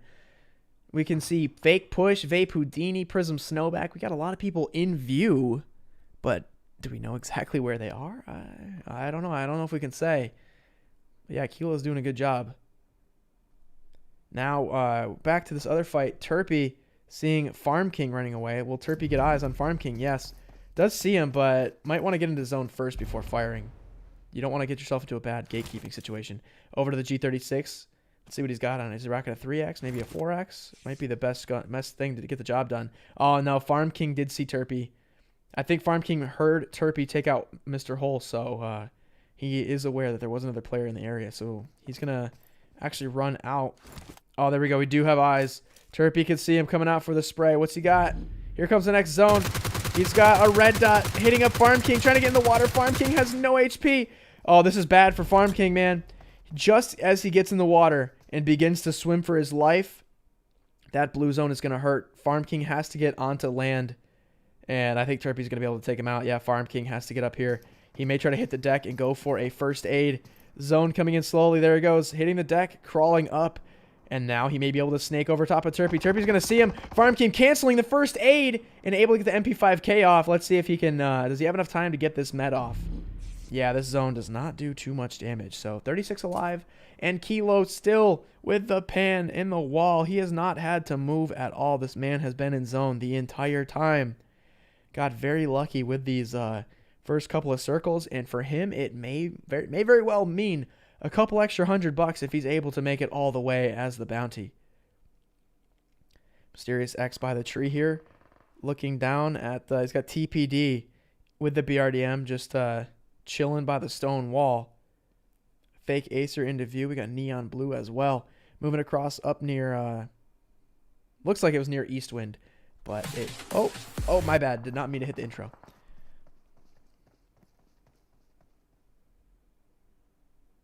Looks like HH24 is coming into play as well. We might have had some, looks like PMPL might have gotten out early today because we've got a lot of good players making an appearance here. We did hear a flare go up from Heiss. He's going to be going for that BRDM right on the edge of circle. The funny thing is he's got 30 seconds for this thing to get to the ground before the blue zone closes. It may be, might be a little too late for him. This zone for sure is going to hurt. So he's going to be trying to balance between, does he want a lot of HP or does he want this armored vehicle? He's got plenty of meds, so he may be able to med it out and then drive in. TM Kilo 2 spots away, watching the staircase. He does have footsteps nearby. Here comes that push. Prism Snowback. This could be it for our bounty. 2 more spots for the next bit of cash. Oh, Kilo getting hit a bit. Snowback knows they got some hits. Oh my god. Kilo by a thread beating out Snowback. 26 alive now. Kilo's like, I need to get to top 25. Another push coming. Oh man. True Freddy came with a push on the MP5K. No. 26th is where our bounty will lay to rest. You hate to see it. Heiss now going for this BRDM like we said. He's using a first aid kit. He's got lots of meds, but it's a race against time. 2 first aids and a med kit going. He's going to now try to drive in. How far does he have to go? A little bit, but that zone, once it closes, is going to start doing even more damage. Oh, man. Coming to a stop on the hillside. Here it goes. This thing's going to start to hurt just like crazy, man. I don't even know. Trying to get up to speed here. Uphill. Oh, now it's starting to hurt a lot. He's not gonna do it, guys. He's not gonna make it. And that is gonna be it. That's all she wrote. We were saying it's a balance between time and health. And unfortunately, that is where it's gonna end for him. So fresh BRDM just outside his zone if anybody's looking for it. Here's HH24. Having a quiet game, but he surely hasn't been. He's got 4 kills. We've kind of missed all of them, unfortunately, but top 18 right now.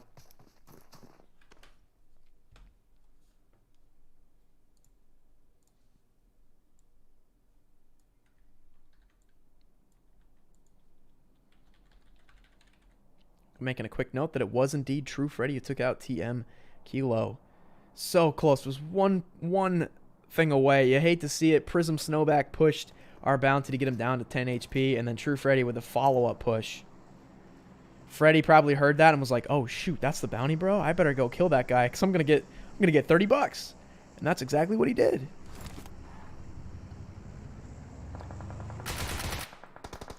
Yapis on deck, taking shots at HH24 with a Bison.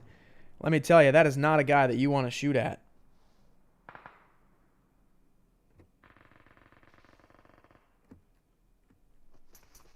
HH24 getting the first aid off, using this car for a bit of cover. And, of course, he's got Memo up the hill. This is also not a guy that you want breathing down your neck.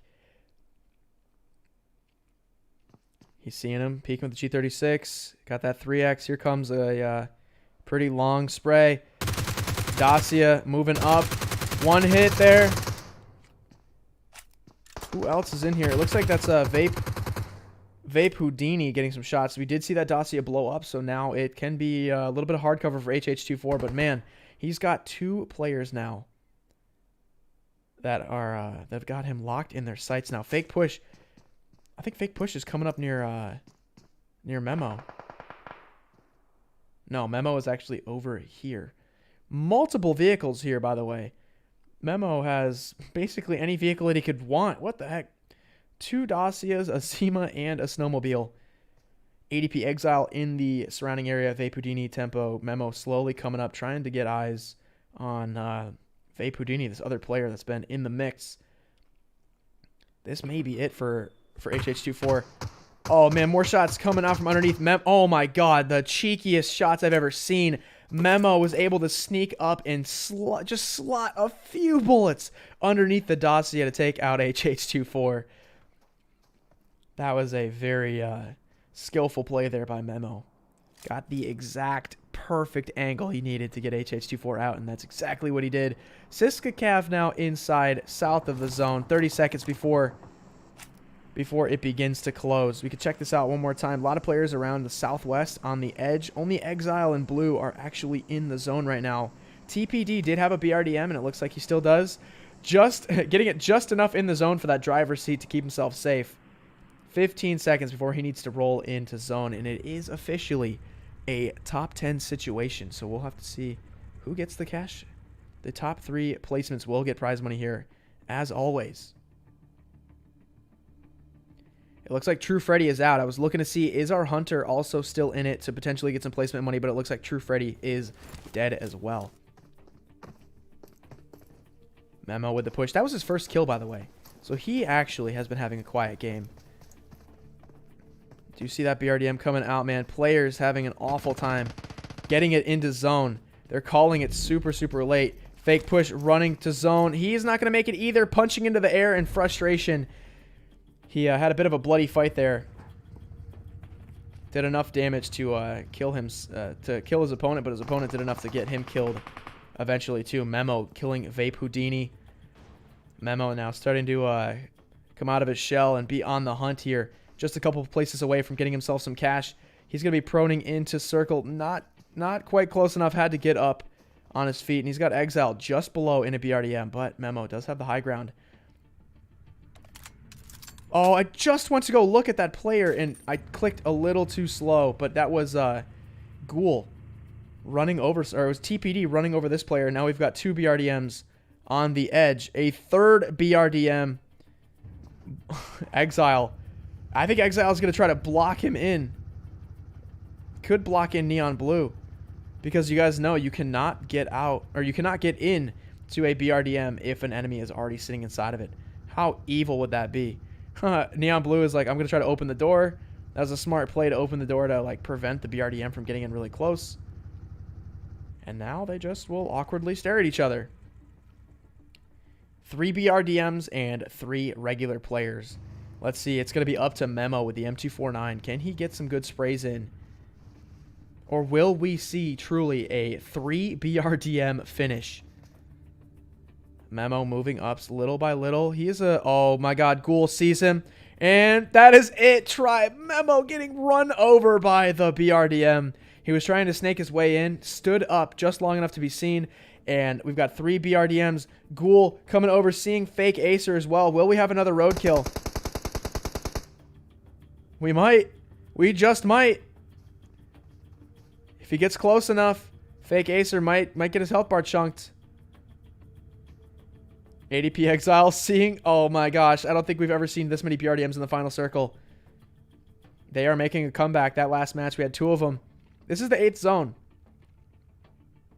It's going to close. It's going to shrink into nothing after this. 3 BRDMs, 2 players that do not have BRDMs. So we still are in a top 5 situation. We don't even know who is going to be in the top 3 to get the cash money. The cash money.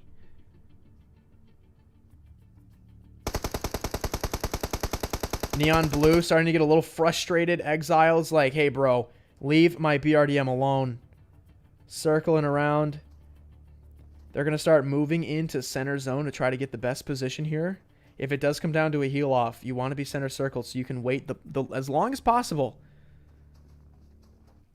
Neon Blue rotating over to the tree, getting the smoke out. Let's go check out what's up with Ghoul and fake Acer. Acer's just chilling on that side angle. Ghoul's like trying to keep him out, trying to prevent him from getting in. Ghoul might want to hit the reverse. If he hits the reverse, he can run over Acer. Hit the reverse, run over Acer. Neon Blue is also in as well. Oh, and the run over. It is. It's going to be 3 final BRDMs. Oh my god. We had a roadkill. Oh, Ghoul pushing T1 PD out. Ghoul's going to run in and go. He's going to run in and go. Can TPD run him over? No. It's a heal off. Exile trying to heal. Uh-oh. Ghoul's dead. Ghoul is dead. He accidentally shot.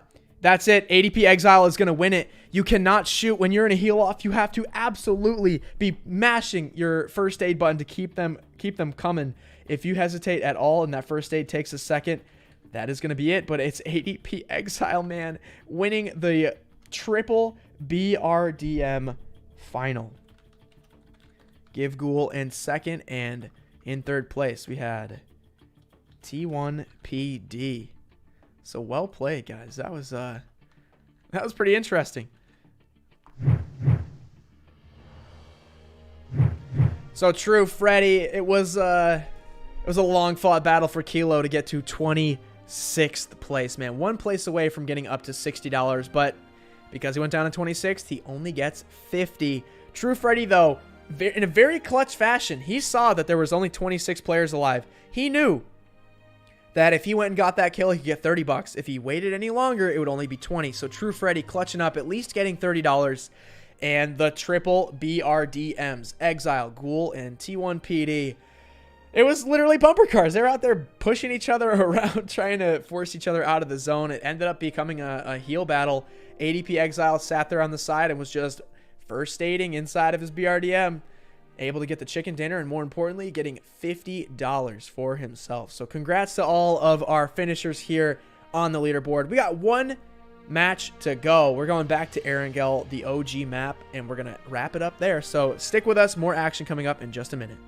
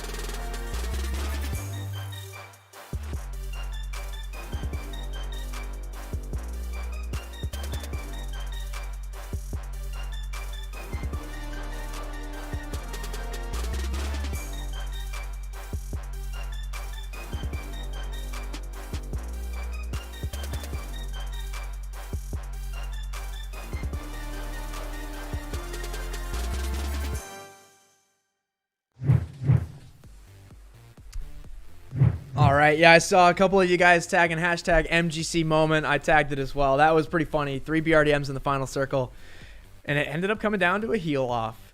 We saw, I think it was, who was it, T1 PD? died to Play Zone, and then it was the guy who got second place. It was Give Ghoul. He went and shot his Uzi. I don't think he realized, like, you gotta start doing first aid, right? Because the way the game is set up, there's just enough time in that like final circle for you to get the next first aid off, and then you immediately have to start the next first aid because there's like you have just enough health that they're like in the time it takes to do first aid, you're very low and you go back to 75. Then you get very low, you go back to 75. But you got to be chaining those first aids together, one after the other. So when I heard him shoot and I heard him reload, and then he started a little late, I'm like, yup, I think that's going to be it. So he gave it to ADP Exile, getting that chicken dinner there. It was kind of one of the craziest finishes ever, says Siska Gamer. I agree. It was pretty darn intense. We've seen the BRDMs get blown up a lot mid-game. So the fact that 3 people were able to get them in at the end was pretty epic. So this is the last match. It may be too late for you guys if you're trying to join up, but I will give you some info on how you can join next time. If you guys want to play in the solo showdown, make sure you go to mgcgaming.com. They are a company that makes a lot of mobile gaming accessories, phone cases, screen protectors, cords, you name it. Adapters coming soon. They have more cases coming out soon. The hottest product, though, have been the claw socks, aka the thumb sleeves. They work very, very well. In fact, I can show you guys them right now. So if you guys buy anything from their shop, including these claw socks, you will get a code with your package. I've been using these on stream and in all my gameplay. Basically, this is a very smooth material. It's got some like metallic thread woven in there, so when you touch your screen, it works perfectly fine. Check it out. See? Just like that. Very smooth. So if you're a mobile gamer and you're looking for that very smooth gameplay, this is what... whoops, accidentally pressed my keyboard there. Just spammed a bunch of periods in the Trovo chat. Sorry about that. Yeah, very smooth. This is the product that they literally sold out, but they're back in stock now. So if you guys want to pick them up, they come in a pack of 6. So I play with one on both thumbs for my analog, and then for my, what is it? Like the camera, like looking around with my other thumb. So that's what I use them for. Absolutely love them. And unfortunately, I can now, I cannot play without them now. So every time I go to fire up a game, I'm in the lobby and I'm like, oh crap, my claw socks. Then I gotta like look all over my desk for them and stuff. So they are back in stock if you guys want to order those. And yeah, we're getting ready to get started here. What's up, Amanda Lynn says, why is this on a Sunday? I did a 25-hour stream for my birthday that spanned basically Friday to Saturday, and I was exhausted and I needed to go to sleep yesterday. So I proactively delayed the MGC Solo Showdown to Sunday so I could sleep and kind of let my voice recover. But I got to admit, my voice is starting to die and hurt and crack a little bit because I talked for 25 straight hours. So after this Solo Showdown, I'm going to have to rest up my voice for a little bit. Luckily, I got a couple videos in the tank ready to go for my channels. What's up, McMaster? What's up, Dark Warrior? Fried Pie in the house. I think Fried Pie is the biggest fan of Bob.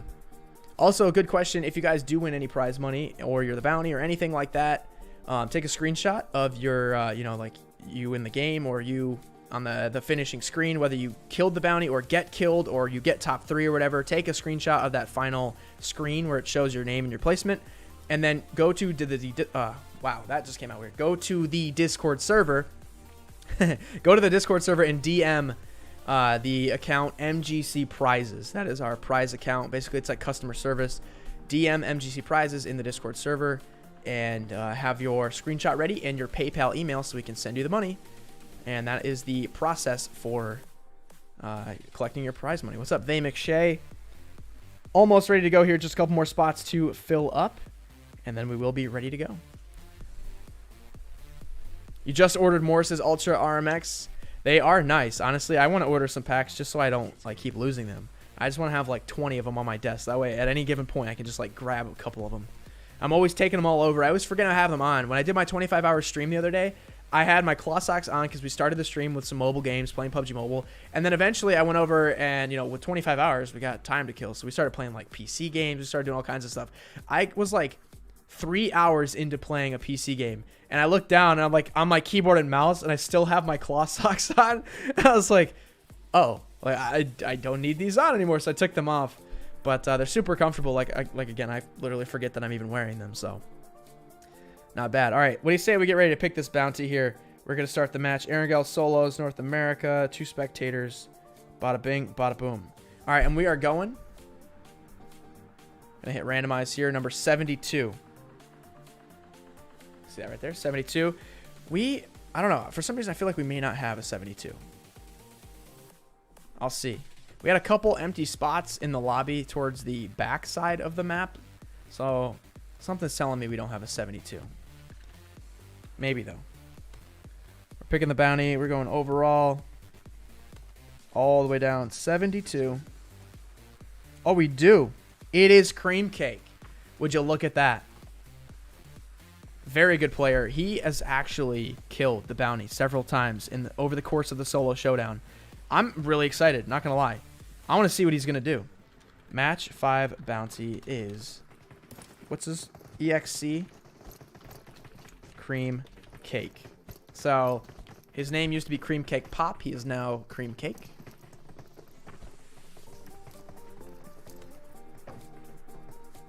You can check him out here. This is what he's wearing. It's got that fluorescent pink hair. And here we go. The hunter has become the hunted. Thank you, Crash YT.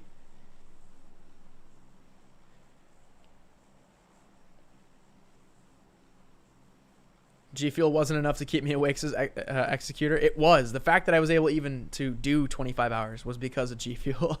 The fact that I'm able to keep casting this literally the next day is because of G Fuel, man. G Fuel keeps me going. You know that saying, like, America runs on Dunkin', like Dunkin' Donuts? America runs on Dunkin' when Sanity runs on G Fuel. That is the cold, hard truth. Let's go check out our plane path, by the way. Let's see what we're dealing with. A very centralized path. Front and center here. George Crates, Yasnaya, Pachinki School, everything is in play. Our bounty still just chilling. He has not left the plane yet, so he may be maybe looking to go somewhere a little bit further on the eastern side of the map.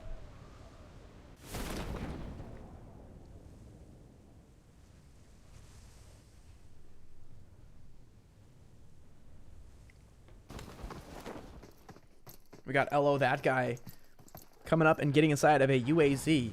Looks like he's doing an early car strat. He may decide to drive all the way down to military or somewhere that was kind of far from the path. You did see the path fading there one last time.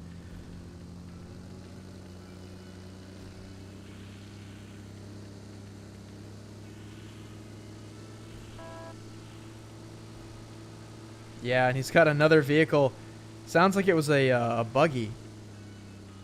I can't quite remember off the top of my head which one's faster. Oh, but you know what? When you're looking behind you like that, it doesn't matter because he just chunked his health bar like crazy. That's Mythic Zeus passing him. A little bit of road rage here. Oh, he actually has a gun already. So Mythic Zeus hopping out, trying to get some shots on that guy. Will not connect, but he may continue to chase him down here. Our bounty, Cream Cake, in a bit of trouble right now. Can hear some more footsteps nearby. He's going to be pushing over, desperately looking for a gun, not able to find it. This is not good. Cream Cake, like we said before, strong player. Oh, getting a shotgun. That may be what he needed here. Oh, out of the air. Well played by Cream Cake. That was really the main competitor that he had land close to him. Oh, and there was an AK upstairs, so I'm sure he would have loved to have had that, but still able to get the job done. We'll leave him alone here. Oh, and he got an M16, dude. He's so lucky. Out of a little shed like that. Oh, and hello, that guy. Flipping his UAZ. This is not an ideal position for him to be in right now. Still going down to run to military. But that was indeed Cream Cake. Getting the first kill, or one of the first kills. His first kill, I guess I should say. As the bounty, so very close call to start off the match, but I think he is getting better situated now. 76 alive, so we're not quite top 75. Uh-oh. Did you guys see that? Another player driving by. That guy trying to get to the rock for a bit of cover. That might have been that buggy that was pestering him early on. I think he does have a motorcycle here. Yes, he does. So he's got an extra set of wheels, but still no weapons for that guy. Down at military. Let's go check out some of our other locations that we have some players in. Everybody seems fairly spread out. Rozak, should have known. Snowback with the M4 here. How did that player die, actually? If Snowback didn't get the kill, then who did?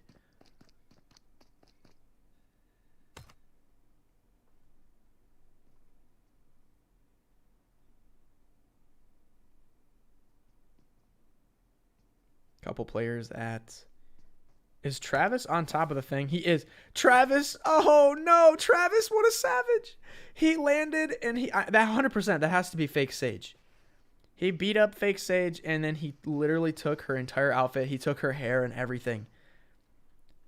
It's like he beat her up, and then he took her identity. Should I call him Sage now? I think that's what happened.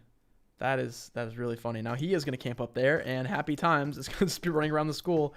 None the wiser that there was literally a fist fight that happened on top of the thing. He might actually... It's funny because Lady Sage died on the edge. So you can look up there, and you can see a body.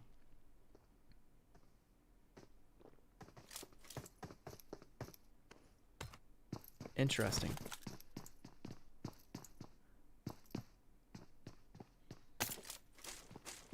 Do we have any strats happening here for Spawn Island? I think we do. Bob may have already gone down there. She's either going up there now or coming back. I think she's on her way back. That was very quick for Bob to do Spawn Island that quickly. Maybe she didn't actually, but she already has her Uzi and her favorite loadout. Nas driving past, getting hit up by Evedu Nord. So we are now top 75, so there's that updated prize amount.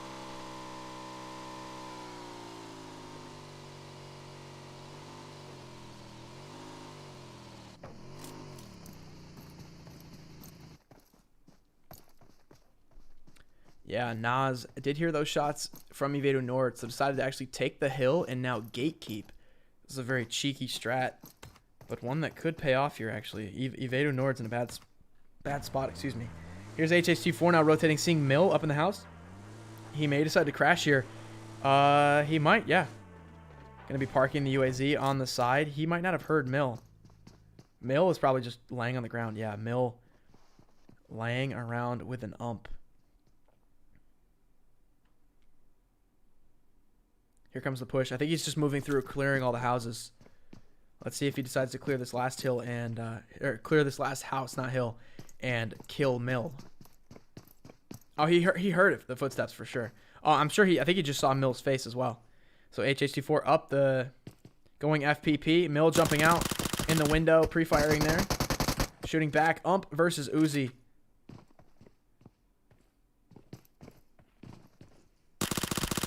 Nice little maneuver there. Quick jump down and into the window. Again, Mill's being a little elusive right now for Tempo HH. He's deciding, does he want to jump, lose the high ground, go to the low ground? Yeah. The jump, the pre-firing again. All the strats right now coming from HH24. Firing every angle, trying to catch Mill, running into his bullets. Mill's not falling for it, though. I got to hand it to Mill. He's also a pretty skilled player right now. Giving HH the runaround. Oh, almost caught HH through going through the window. Could have tapped him in the back there with the ump. Uzi through the window. Still, neither of the guys have connected onto the other one. HH still pursuing. You gotta wonder, are these guys gonna run out of bullets? It's still early on in the match. I can't imagine they've got tons of rounds. Finally, HH24 does come up and get Mill. The second story jumping out the window around the corner, and HH definitely had a little bit of a run for his money there. Hats off to Mill, putting up a fight, but unfortunately did go down. Looks like our bounty, he has rotated into the circle. I can tell you that much. He is on foot. And he's continuing to get looted. Still has that one kill. Oh, man, I should have guessed. As soon as I saw this, Tube Johnson, this is the one strat that Tube Johnson always does. Such a unique little hiding spot on top of this toll booth near Gatka. Nobody ever thinks to look for a guy right there. We may have our third bounty in a row get top 50. And it is looking like that may be the case. 55 alive. Farm King. Driving around. Not sure what he's doing. I think he's just chilling. Oh, yeah, he's chilling behind a rock for some cover.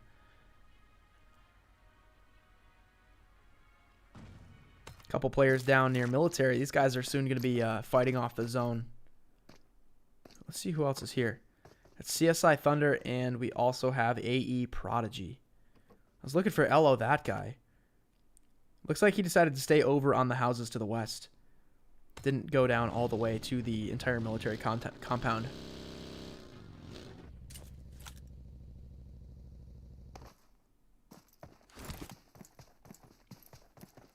So we've got PS Reaper now, smoke in hand, pushing up to this compound, but we do have Hammock just hiding inside. Check in with our bounty, Cream Cake. Hit the deck, and it's going to be laying on the floor.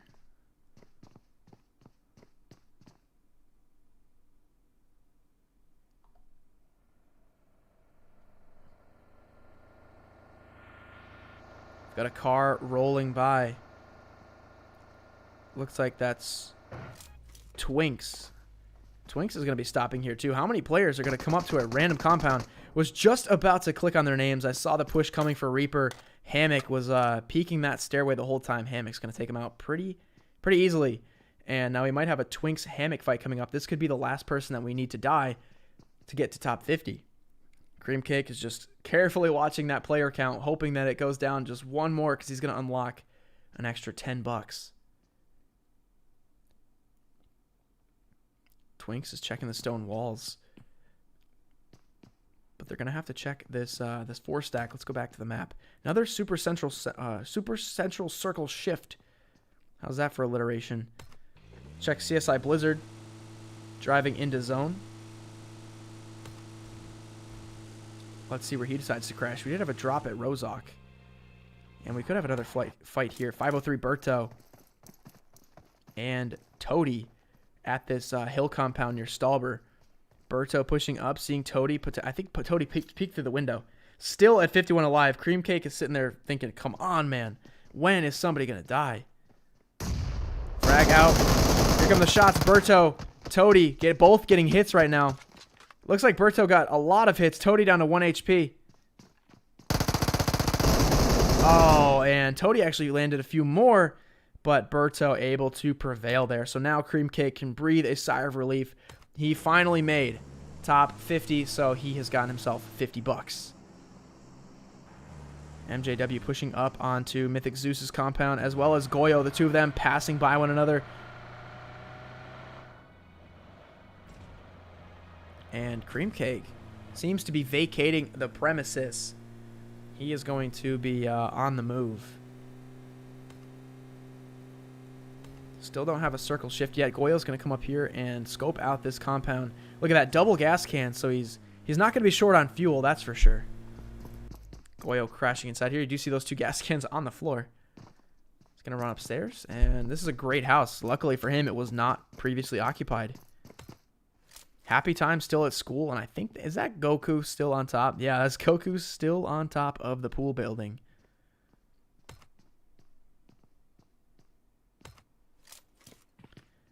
Vasmi Don inside this house right now, and it looks like he is having a close run-in with Cyberclip on the other side of the building. Still 50 alive. This has been a very, very slow progression of our player count here. We have not had anyone die since that last fight we watched.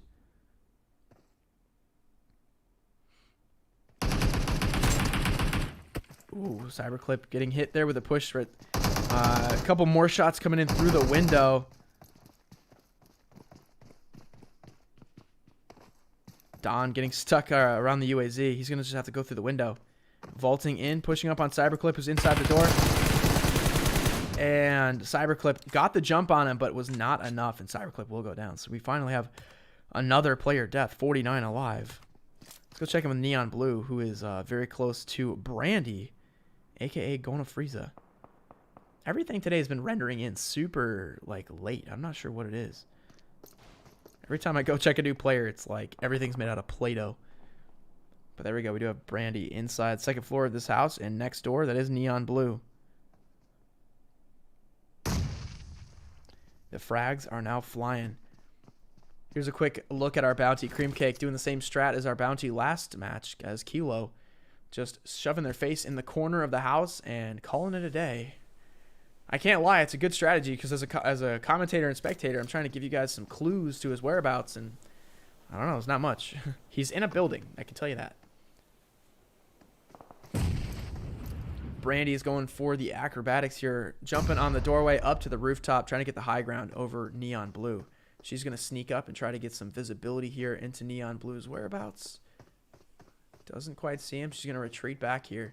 She's got to be careful because there are some players to the northeast that, with the proper scopes, could see her on the hilltop. You do see Berto and Binarix, or Binary. Oh, Brandy's taking some long shots at Exile. Binary and Berto may be fighting it out as well. Binary's going for the frag, trying to slot them in through the roof. And now we've got, Neon Blue on the ground level. Brandy on top of the house. Cream Cake also on the move again. I love it. He stops, he chills for a couple minutes, and then he moves yet again. This, I think, is kind of the perfect culmination of bounty strats. He's hunted them down week after week, and now he gets the chance to be the bounty himself and show us what he's got. And he's doing a really good job of mixing it up, constantly keeping the hunters on their toes. So you might have seen where he was in that last hint that I gave you. But he's already moved on, and he's to the next spot, and he's ready to hide here for maybe just a couple minutes until he moves again. Neon Blue still trying to fight it out with Brandy. Getting the angle, and will take Brandy down. She had the rooftop, but not a lot of cover there. He got out wide enough to take her down. So we do have a good rotation here of the zone. Looks like Thunder just got a kill. May get another kill here on Prodigy, who is going to be up by the lighthouse, as we call it. Let's see what Prodigy's doing. He might be sneaking down, yeah. Sneaking down, using the fence kind of as some cover. He's going to push up onto Thunder's compound. I think he heard those shots because as we switch camera angles, Thunder had just gotten himself a kill. Yeah, he is seeing the UAZ. Switching to the M24 as well. I think these guys... No, I think it was Blizzard, by the way. Prodigy was down near CSI Blizzard. Oh, there he is, peeking around the wall. Scar shot's coming. He's hitting him in the ankles. Here comes the frag. Quick little toss. Didn't really cook it that long. Let's see if he gets Prodigy down. I think it went it went a bit too far. Thunder pushing back. I think Prodigy should be able to get him in the ankles. I think our bounty did just get a kill there, by the way. Picking up a second kill. I saw him looting. Not sure who it was, but it looks like it was a hunter who just got their attempt to kill Cream Cake thwarted. The bounty not afraid to engage in some fighting himself. Yeah, it does look like we had a Dacia crash up that compound. And Cream Cake standing his ground. This is a formidable foe for sure. Looks like we do have an enemy up there in the distance. You just see MJW lurking nearby. Prodigy and Thunder now starting to tough it out. Unfortunately, Prodigy does not have a vehicle. Thunder does, but both of them outside of zone. And it's going to start to hurt a little bit. Prodigy going prone, seeing the smokes coming out. Thunder trying to get over to the UAZ. Moving up a bit so that grass doesn't really obstruct his field of view. Here goes Thunder, making the run for it, hopping in. Oh, he just looked away. He was scoped in on that driver's seat. Oh, does get a hit. Oh, through the smoke. Lucky shots there by Prodigy. Kind of tracking through the smoke where you would have expected that UAZ to go. And was able to land a couple good shots. Well played. And now he is going to get the vehicle. Cream Cake on the move again. He saw that we kind of caught up to him on the stream there. And he knows he wants to move. We did have a buggy nearby behind him. He's coming up to these yellows. I think there's somebody there. He might have seen something that we didn't, but he decided to take a sharp turn away. He's going to crash up potentially to some of these other buildings. See some apartments and stuff. He's at 39 alive. Oh, he's going to stop there. We'll let him get his little next hiding spot all figured out, but we're at 39 alive, so we need 14 more players to go down. And in this particular zone, that may not be hard. This is a very hard shift. It's going to be a lot harder for these players to hunt down our bounty.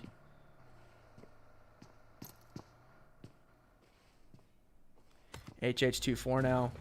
Oh, I think this was Cyberclip's building just a little bit ago. And he may have moved in, killed Cyberclip, and now he is on the move as well. We've got lots of shots over here. We have to go check that out. Sergeant versus... Who is this? Oh, it's not going to let me see it, I guess. It's going to take me back to HH24. That's okay.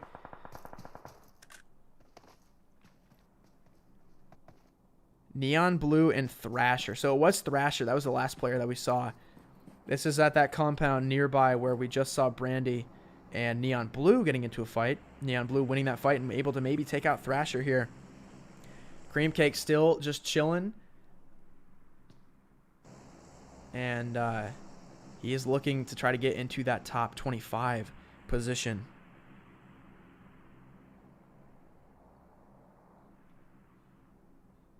Neon Blue now rotating around. Up. Sees Binary. Binary's going to fire some shots as Blue drives by. Blue's already missing one tire. Another tire getting taken out, and that could be the end of the line for him. Coming into zone, though, you do see in that top right, the circle finally making his way in. We've crossed the 20-minute mark here in just a second. Pushing up onto the hill, but we already have a few players up here. ADP Exile, and we also have Vazmi Don with Naldo driving by. Let's see where Naldo decides to go. Naldo in the Dacia, trying to carve out a little spot on the hilltop here. Does see the buggy down below just a bit. Real Crazy Kev in as well. Hammock in the bush. Oh my god. Hammock hiding. Not willing to fire a shot here at Naldo. Naldo's going to drive by and was none the wiser that we actually had somebody very, very close. Here's Dragonoff. Here's our bounty, by the way. Cream Cake seeing Snowback. I think Snowback flipped their buggy and had to get back inside, but Cream Cake's going to quickly collect that kill. We're down to 29 alive, so Cream Cake very close to getting into the 25 here, or top 25. Going to be the second time we've had that happen today. The bounty's doing unusually well for this week. 27 alive now. Is anybody going to be able to take on Cream Cake? 26 alive now. 25 alive. 24 alive. Oh my god. It is crazy. 22 alive. What is happening? Everybody getting taken out. We are top 25 now, so the next step of the way is going to be top 10. And will Cream Cake be the very first bounty to ever do it? We've got a minute before this next zone begins to close. We can check this out, though. Shifting to the south.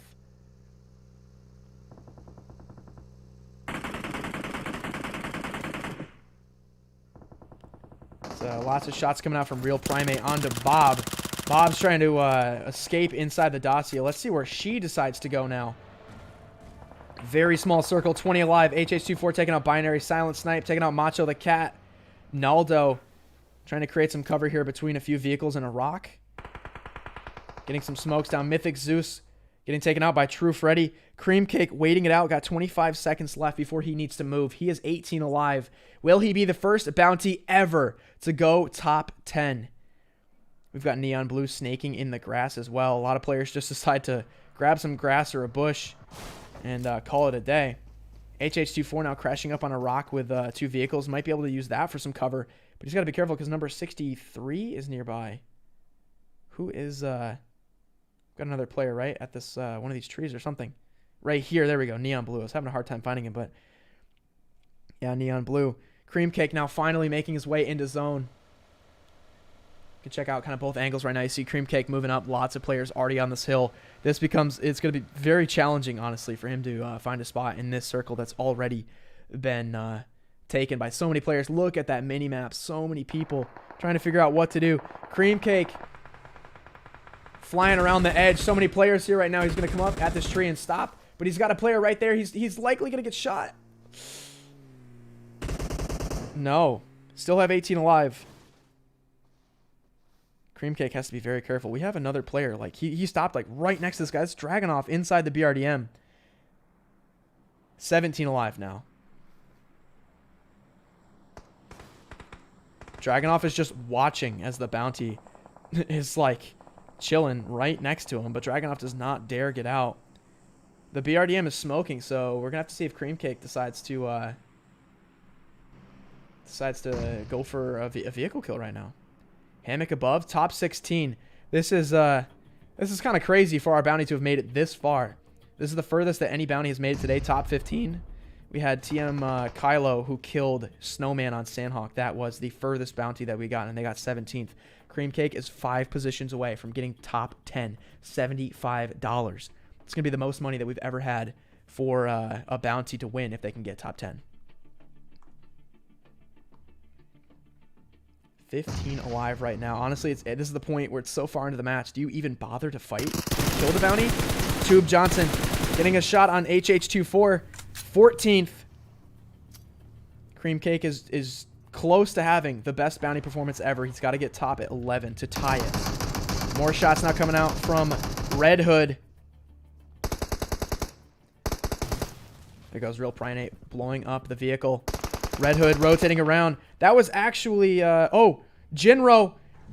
Get ready for it, guys. Cream Cake is just inside the zone right now. He is top 12.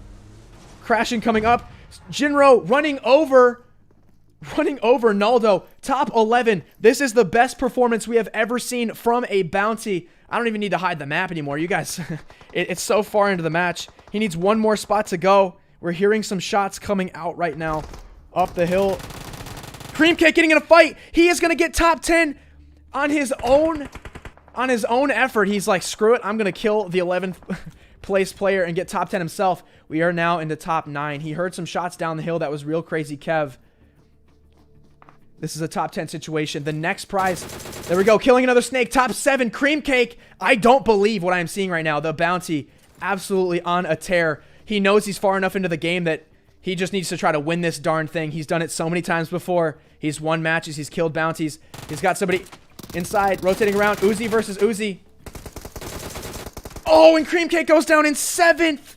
7th place is where our final resting place of today's bounty. But hats off to him. Just like that, we are into a top 5. Here's how close he was to $100. He is going to get 75, though.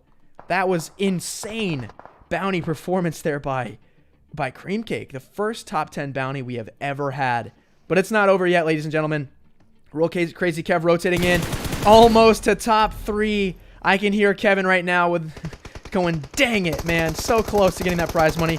Tube Johnson getting shredded out of his UAZ. And this is the final 1v1 of the night. Primate versus Silent Snipe. Look at the carnage, the vehicles, the smokes, the bodies in this 8th and final zone. This is just unreal. I do not believe what I'm seeing right now. Fried Pie saying best bounty ever in chat. And you guys are still only at 16 alive. Just wait to see how far he got. Cream Cake getting it done today, man. MVP of the match. Now that right there was a flawlessly executed bounty to get that far. Smoke's now coming out from Real Primate. He's just smoking in every possible direction. All the angles so that Silent Snipe can't get the jump on him. Look at this zone, by the way. It's going to shift a little bit further away. These guys both have to go up the hill. That's why you see that smoke wall coming out from Primate. Stopping to check the loot on one of these bodies. See if he can get find or get any extra smokes here. And he's going to actually rotate in with the UAZ. This might be a smart play. Going to use that smoke wall. Let's see if Primate can crash the tree. I think that's going to be the play right now. Yes, crashing the tree, hopping out, and now all of a sudden Primate has the hard cover. He has the high ground, and it is not looking very good for Silent Snipe. Primate seeing him peek the edge, and that is it. Primate, again, flawlessly executed there at the end. Well played by Primate, doing exactly what I personally would have done too, crashing the tree, using the UAZ for cover, and ultimately with the high ground, getting it done. So Real Primate, first place. Second place, we had Silent Snipe.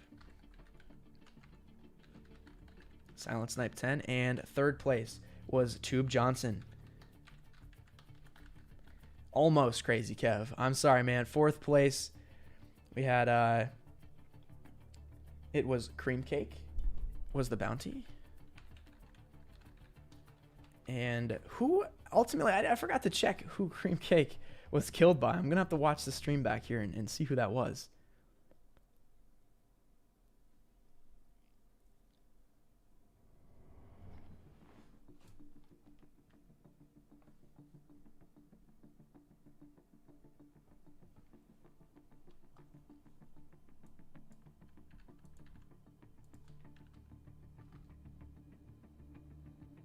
So it was Tube Johnson that killed Cream Cake. But unfortunately, when the bounty survives that long... Oh, I got it backwards. My bad. I've got it backwards. Hold on. Let me fix that. There we go. Tube Johnson was the winning hunter, but Cream Cake survived so darn long that Tube Johnson's only gonna get $10. But Tube Johnson also got third place, so that's another $10. So hey, he had himself a $20 match, being the hunter and in the top 3. But hats off, Cream Cake, $75 in one performance, being the bounty to survive that long. Man, he has just really shown he can win games, he can kill the bounties, he can be the bounty.